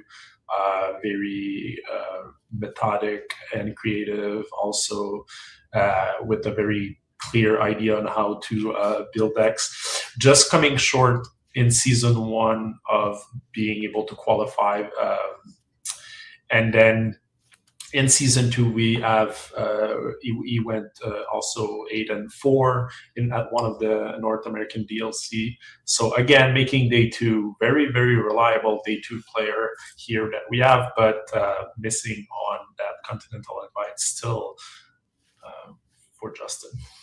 Yeah, and I also just realized that No I'm Not is currently using his Vibes World Championship playmat, which is a very, very interesting pull out here. I've seen a lot of Lorcana players like switching to that game as well when things start getting slow, and hopefully that does not continue to be a trend. No, yeah, I don't think so, but yeah, Kendall made me play it. I can't remember at which DLC. I think it was at Richmond. Fun little game. We got a lady coming down. Oh, that's a card we didn't see in the previous game. Justin inking the 5-cost Elsa that came from this winter spell set.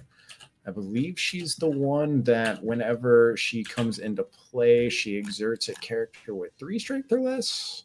That's exactly it. And whenever you play locations, we've played that card early on in Ruby Sapphire a little bit when I was building in Winterspell, just to be able to basically tap something because we have Shark, because we just want to be able to deal with whatever our opponent is doing, and we don't have the Elsa Fifth Spirit. We just get to play the worst version of it. Yeah, but that's when you play this character and whenever you play a location. So do you think Justin's playing any sort of locations in this deck? And if so, why is it Scrooge's Counting House? Good question. But I'm assuming he might just not, and that could just be like a tapper. yeah, I guess we are running the Maui Half Shark, so that is a way to reliably start getting those triggers for the Chihu ability whenever he challenges bring back an action. Yeah, and as we saw game 1, a ton of actions in this deck. We started with Develop Your Brains into Tipo. On No Enough side, we went for the triple 1-drops. To be able, and one of them being a tram boosting the 2 ladies, and because we haven't put like a big character in play, there's only a kid, we're able to freely quest up to 7 by turn 3 and refill our hand with that Nani. I didn't see what he got out of it. Did you? I missed it there, but this is a very good play out of No I'm Not, to simply just say, hey, I'm not going to let you have the time to start developing all of this stuff. You better hope you have that Robin Hood to start answering my characters. Otherwise, he could have this in just a couple more turns. Ooh. So with this Ruby Sapphire deck, we were talking about how precious is to have the Robin Hood on turn 3 because there's not that many other options on how the deck is built, because there's not that many great 4-drops. But one of the other openings that you can have is to basically ramp up as quickly as possible to a Shark, Maui Half Shark, in order to start imposing a very big threat that can get back those precious actions from the discard. Is it going to be too late? Is it going to be a Shark? We'll see. But now back to No I'm Not. Not as strong of a strategy out of Justin to go for that, knowing that there's a Chromacon in the list. That does kind of shut down the Shark being able to continuously do the things. So we'll have to see if No I'm Not ends up having that Chromacon available to him. And really in the tank about where to go from here. So not a whole lot of cards in his discard, so we're likely not going to be seeing a Lady Shift unless it's just a Sing Under the Sea. Plenty of characters out. We could drop the 7-drop Tramp, and we have Lady and Tramp.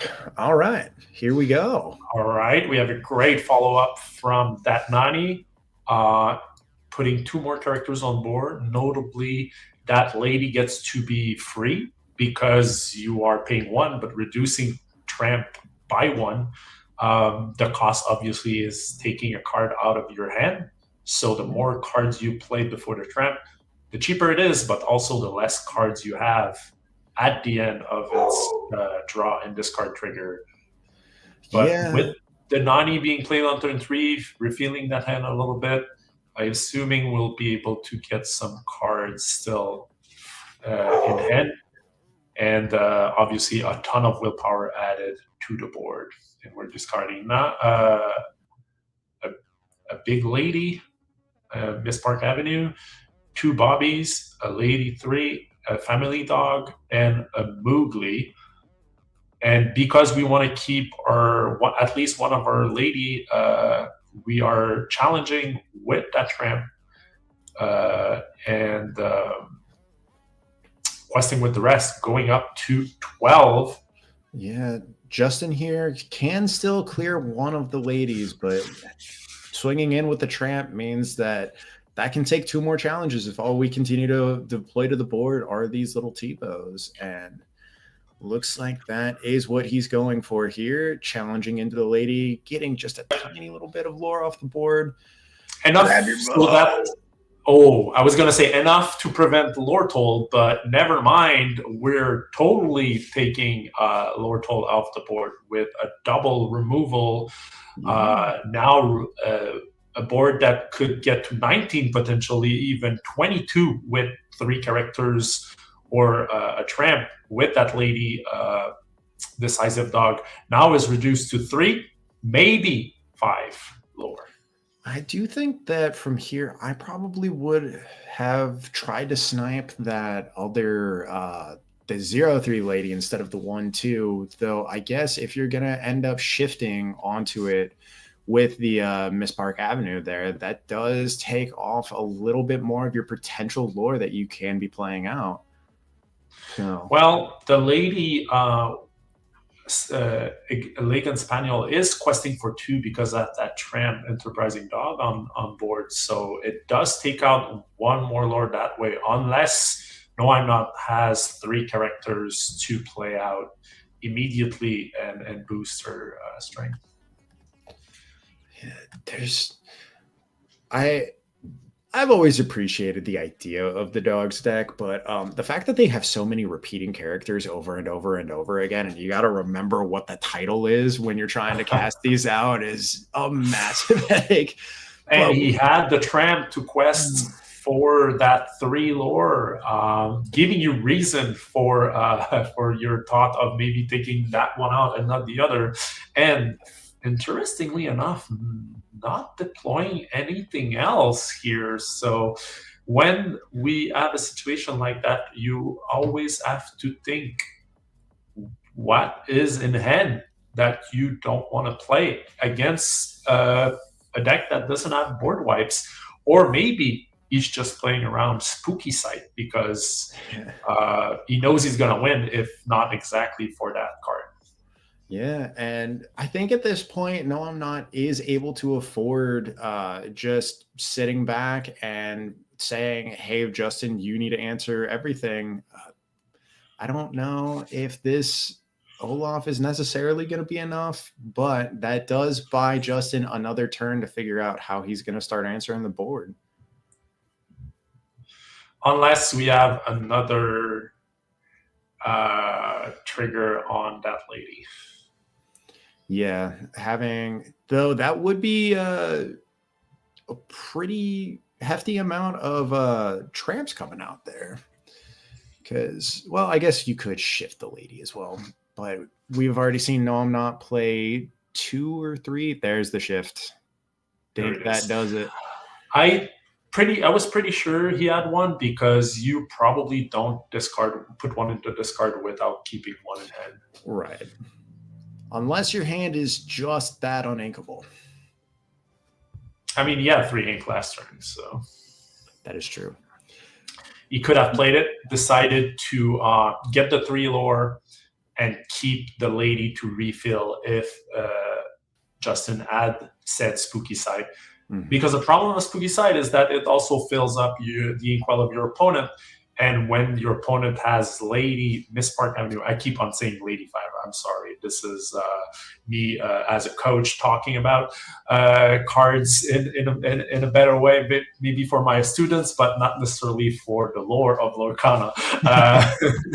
But the Miss Park Avenue, yes, being able to play that for 5 and play the cards that you get back, right, with those precious ink given by the Spooky Side. So it's kind of a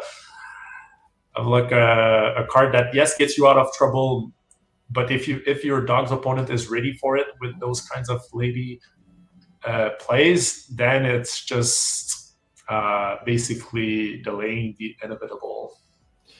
Yeah, and I see, this is also why I never have enjoyed playing Spooky Sight in any of my decks. If you ever see me post a deck list, not a single one will ever have a Spooky Sight in it, because every time I ever play it, it feels like it's just better for my opponents. And every time that somebody plays it on me, I'm like, this is just better for me. So Yeah, certainly a downside to this as opposed to Hades. at least Hades gives you a body. The 6-drop action. Exactly. And 1 ink, not exactly the number of ink that Spooky Side is going to give. But here we have Justin on the play, and we've seen the power of the deck. If he can have it on the play, I would put a lot of stock in Justin being able to take that 3rd game off of the dogs. But let's see how it pans out. Everything is going to be in the small, precious, very precious alteration. So far, we're taking 4 down, which means we have ramp on 2. That's pretty good. Yeah, I think according to Frank Karsten's guide, the mathematical correct mulligan or alteration is 4.32, if I'm remembering correctly, on how many cards you should be sending back on your average alteration. So. Yeah, that makes sense. A lot of the time you will want to, when you're playing a Sapphire decks, right? If you have ramp, that is, you will want to keep maybe a 1 cost, maybe a 4 cost, right? And then one of those, preferably, or maybe both, being inkable, so you can get up to that 4 or 5 ink and start progressing your board and your inkwell. Because once you get there, the deck kind of like opens up a lot. You need that precious ink from the beginning. Yeah, and I believe in these Ruby and Sapphire decks, there's not really typically the strategy versus dogs is that you want to be playing out body after body after body to keep answering all of the things that they're doing, or just something to sing to start removing these characters off of the board. But these Ruby Sapphire decks are, I'm pretty sure, only playing 1-drop actions. So we'll see if we got one here. No, just inking the Pirate's Life and passing back. Yeah, at least keeping those 1-cost actions in hand can help play a Lilo early on. So it might be possible that Justin could actually... Oh, did we just see... miss 1-drop? We missed a 1-drop. This is kind of tragic for Kendall here. Missing 1-drop on the draw. You see Justin moving in a fast way. I would be absolutely thrilled with that prospect of a game. All right. SLTC versus WCC. We have a game here on the play, Justin. And no, I'm not on the drop. Missing 1-drop. What is going on? Yeah, it's very hard to be biased, but this is one of my hard not to be biased, but this is one of my favorite and we draw it on turn 2, but at least along with the Willow, so we are able to get back with 2 characters on turn 2 to stop the dramatic. But we have the best card on the play. All right. And funnily enough, if we add a 1-drop here, we would be able to shift Lady Sing Under the Sea and keep that Robin Hoof on the top. But because we didn't play it, that is off the table for this turn. Yeah, and no, I'm not. It's got to pray that he finds a Chromacon to be able to start answering that. Otherwise, we're going to see this Robin Hood slinging songs, just answering anything that No, I'm Not could play down potentially. Got another Willow into another Lady, so building up that board, hoping not to crumble too bad if that Robin Hood flips that Grab Your Bow. So the last 2 draws, I assume, for Kendall have been those 2 Lady ones because we would have played them if we had them. And of course, we didn't have a third one because we have only drawn 2 cards since passing turn 1 without a 1-drop. Oh, and the... Oh, always on the 4th, Justin? Keeping us excited about that game. Yeah, although those other 3 characters that went down are some of the most key pieces to this deck, so I'm sure Justin would have much rather have seen any sort of other actions get us closer to that Olaf, get us closer to, or have more options than just develop your brain to start hitting things for the potential Lilo, potential Olaf. We have a second action though, so maybe we are about to see the notorious Lilo for free. Oh yes, I think we do. And getting a distract down, just a cycle a card, getting that third action in play. Does he have it? Slow rolling it, deciding if he wants to ink. There we go. There's the Lilo. There we have it. And he's double swinging into. I was very confused of why it was getting exerted there, but it does look like that Grandmother Willow was the target for the distract, gave it a 0 strength total, and then was able to just swing in twice there, get the free banish. And this is looking like a pretty decent position for Justin here. It is very interesting that he decided to go on with that challenge. Could have decided to keep that Robin Hood ready to go again next turn.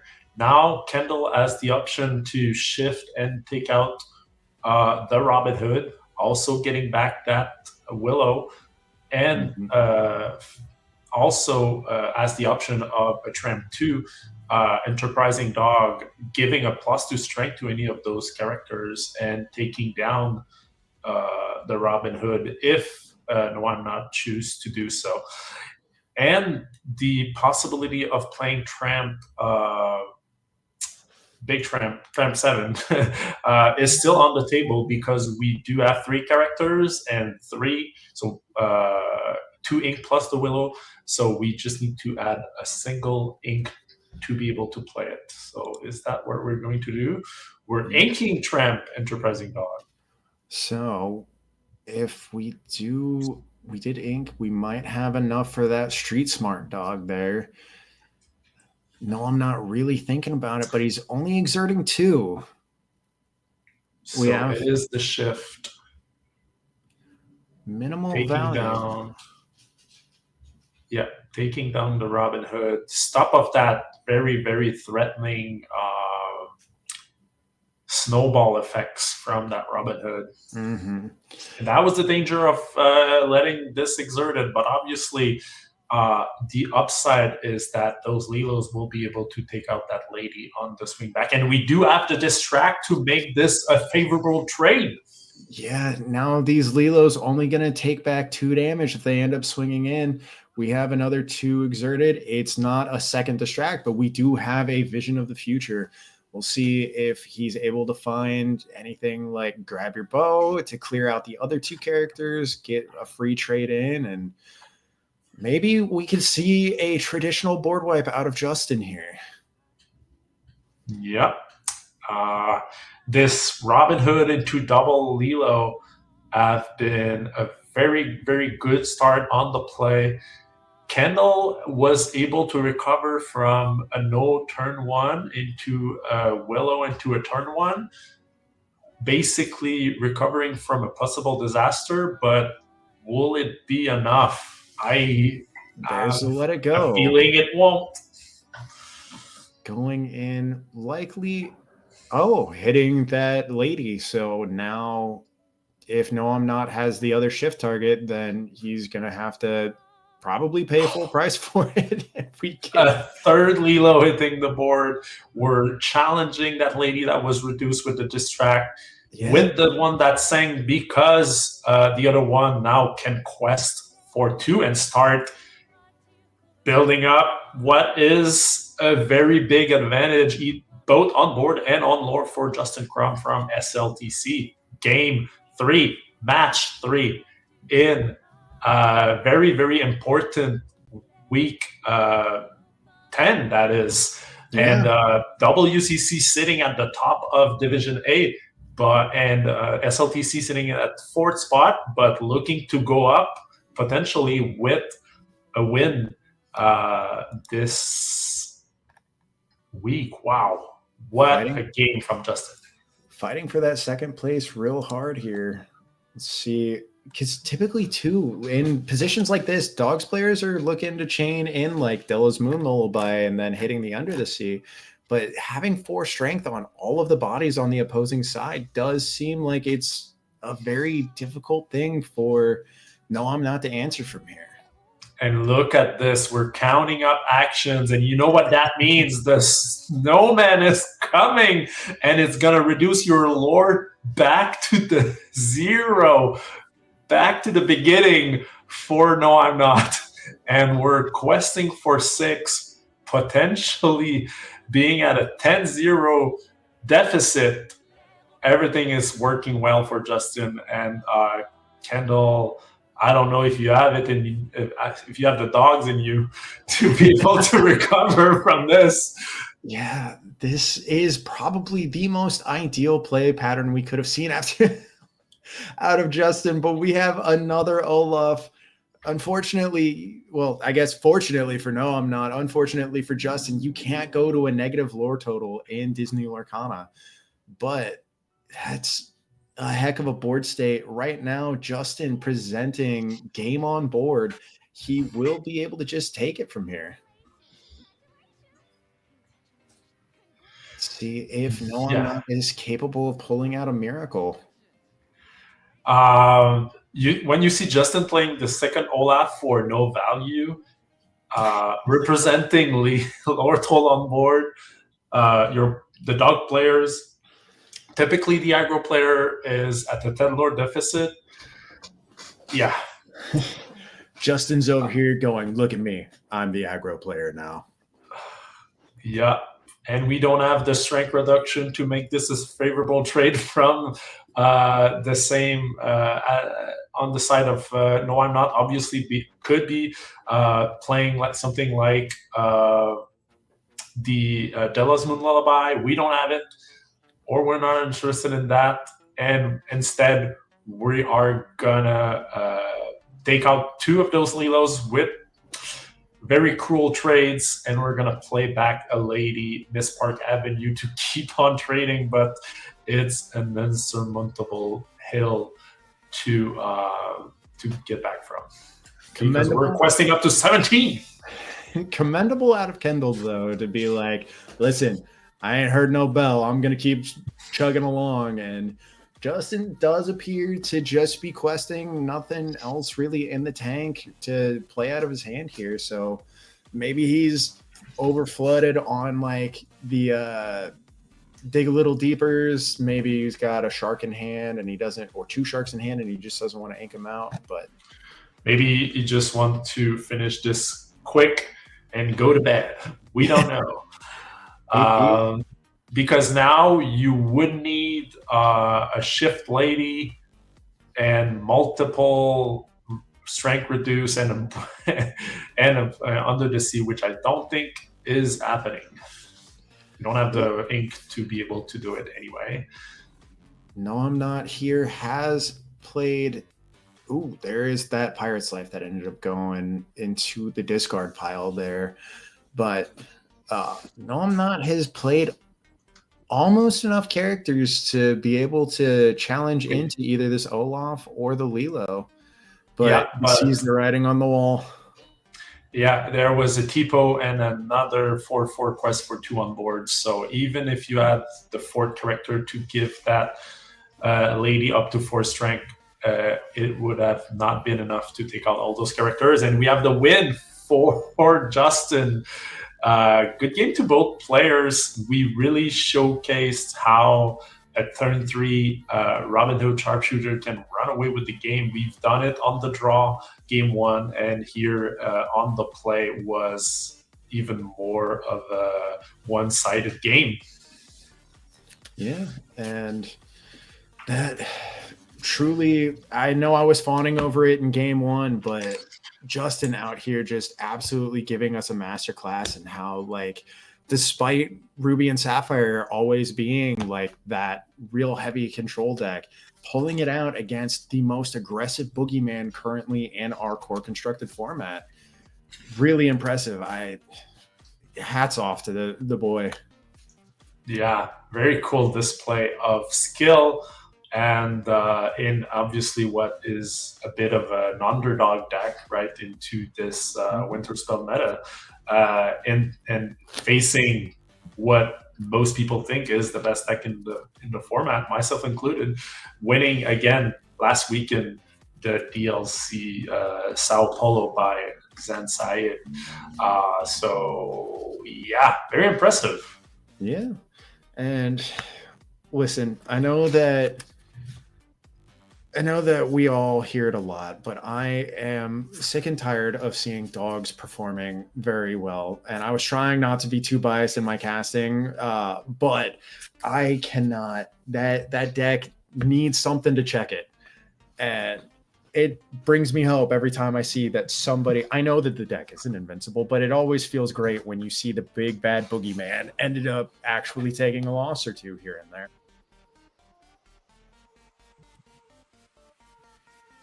All right. Looks like we're going to be cutting to an interview here in just a few seconds. We'll be able to talk to our winner, Justin.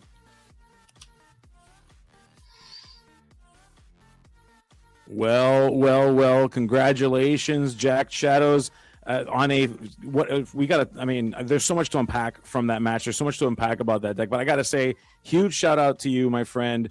Out of the shadows into the light, have you shown us the way that we needed to deal with these dogs this entire time? And who would have thought it was Lilo and it was a bunch of snowmen this entire time to deal with this problem? So I want to ask you a little bit about like the philosophy of this deck, you know, how you came up with it. Just talk to me a little bit about where we got to this point with this thing.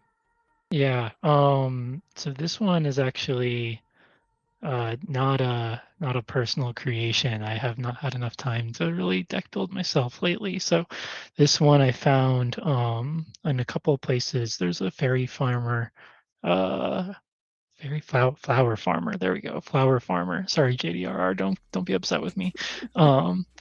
That had been working on it for quite a while, and then someone else from Italy, France, somewhere in Europe, did quite well with it on one of the online ladders. And I took a look at it, and I think I'm a well-known purple card hater, and I wanted something else to do, and so I picked this up, and I was like, "Yo, this is a ton of fun." Yeah, but the deck itself is just play a bunch of free 4/4s that quest for 2. Robin Hood sort of brings it all together, especially in core where there's a little bit less removal. We didn't see it in these games. It never was relevant. Maui Shark can be another win condition for you, of course, but against dogs, it's often a little bit too slow. So you're really looking for these free 4/4s that are going to quest, contest the board, and it really makes it awkward for your opponent to play something like Chromacon, because now you don't really want to return Olaf, right? Like that's very anticlimactic. And you don't really want to return Lilo either, because it's probably either going to get replayed for free or it's going to ready something to let it something else challenge again or sing again. So there's a lot of things that this deck is doing that the dogs decks really just don't enjoy. Yes, somewhere between a Pirate's Life, 3 Olafs, and just going from like 7 lore to 0. I would say Kendall probably was not having a great time. I'm sure if he could hear this, he'd be cursing your name. But my oh my, that was a lot of fun to watch. In fact, I would not be surprised if you're going to see some clips of this particular match on all the social media for the ICL. So be on the lookout. People were posting links of like the double Olaf turn that you pulled off, where you dropped the number 4. I mean, it was insane. It was crazy to watch. The chat was going wild, dude. So it was crazy. Oh my goodness, it was so much fun to watch.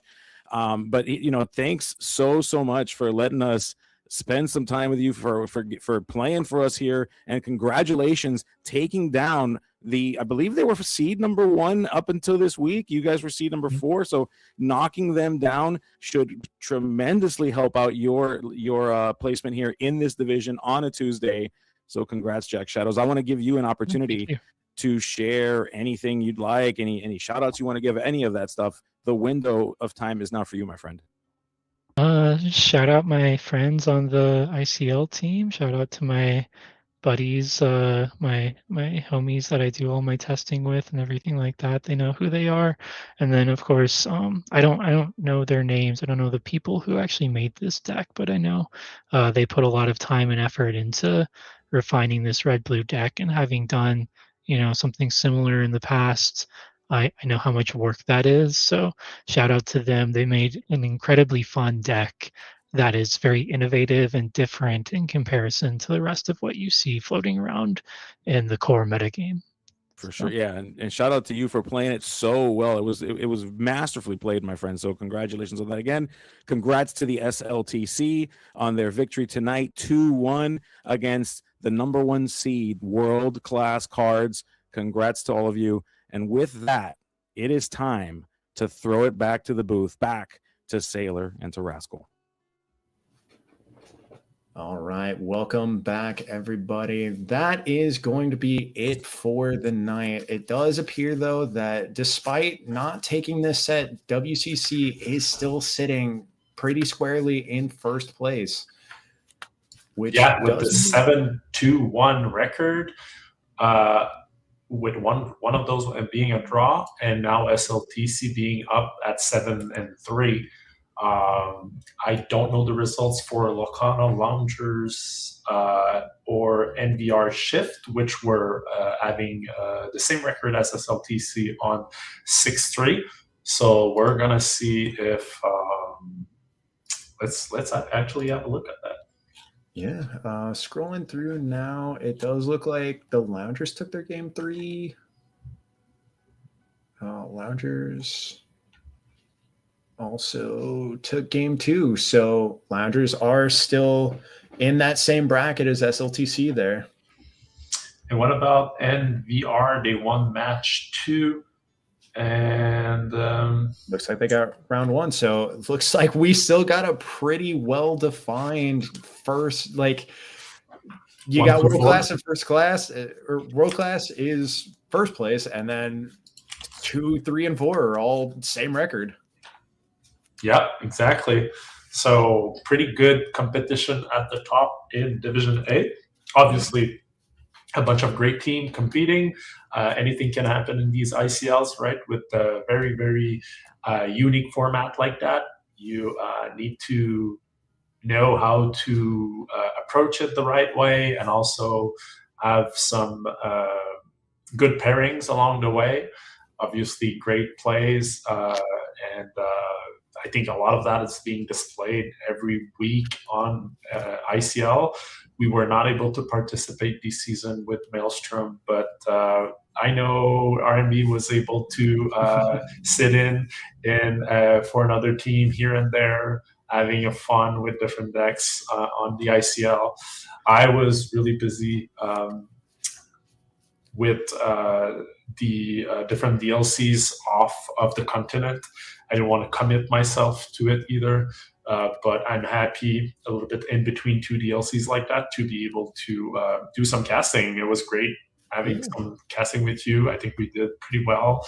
Go a lot of back and forth, displaying our knowledge of this late stage metagame, right? Everything is kind of known about it. But still, we're able to witness some really cool, not so meta deck in the form of movies.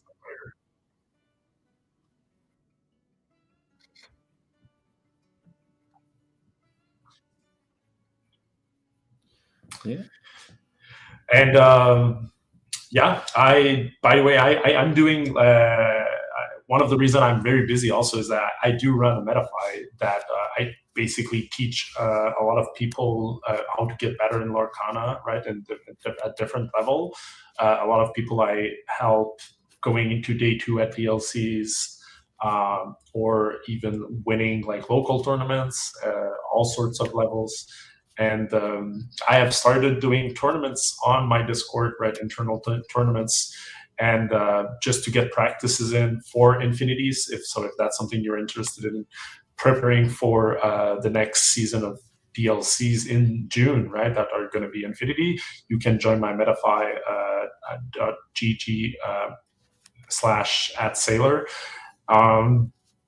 And I might join ICL, probably, very likely, with a team from my own Discord for the next season. I think it will be a great opportunity for my students to try to face off great opponents, right? And that's basically something that a lot of people always ask me, right? How do I get better? And obviously there's a plethora of how of ways to do so, but one of the great ways is to play against better players and learn from this. And when these are streamed, it means that you can watch it back and analyze your own gameplay, and that's where you level up a lot. When you have somebody that can just point out to you where it went wrong, what was well played, etc., etc.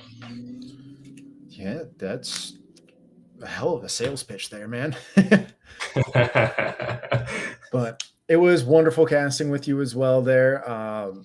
Nobody I would rather cast a Ruby Sapphire matchup with than Sailor. So very, very fun night. Shout out to my team as well, Lords of Lore. We also recently just hit 400 followers on Instagram. So we're starting to get that social media game up. And yeah. Nice. Good job. And Wilds Unknown is right around the corner. I'm so excited to deep into it. We have some really cool new cards in all various sorts of colors, but also a lot of build-arounds, a lot of toys, synergies, and stuff like that. I think like they're getting deeper into trying to build very thematic decks that are potentially also competitive.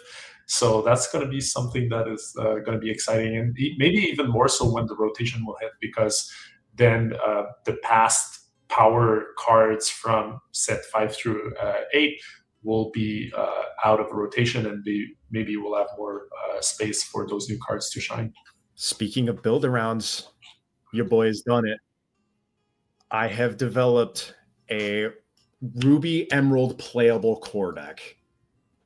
And I'm not going to release it to the world, but I have it.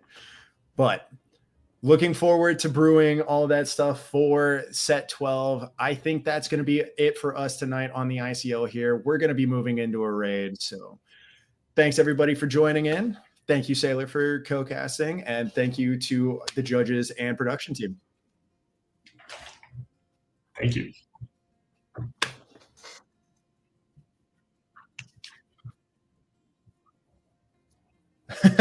Oh, I was?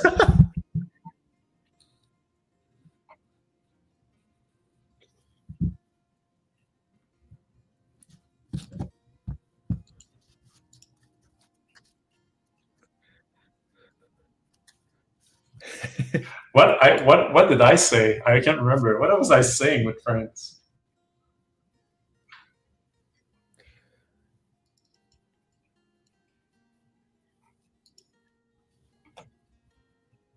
All right. Okay. Yeah. I don't know if my idea is actually going to end up working, because I'm seeing a fat unankable problem, but having another set of eyes might end up working. So let me know. All right. Thanks. Bye, buddy. I will also send you my fucking monstrosity that I developed last night, because Humble asked me for it. And I played it on duels, and I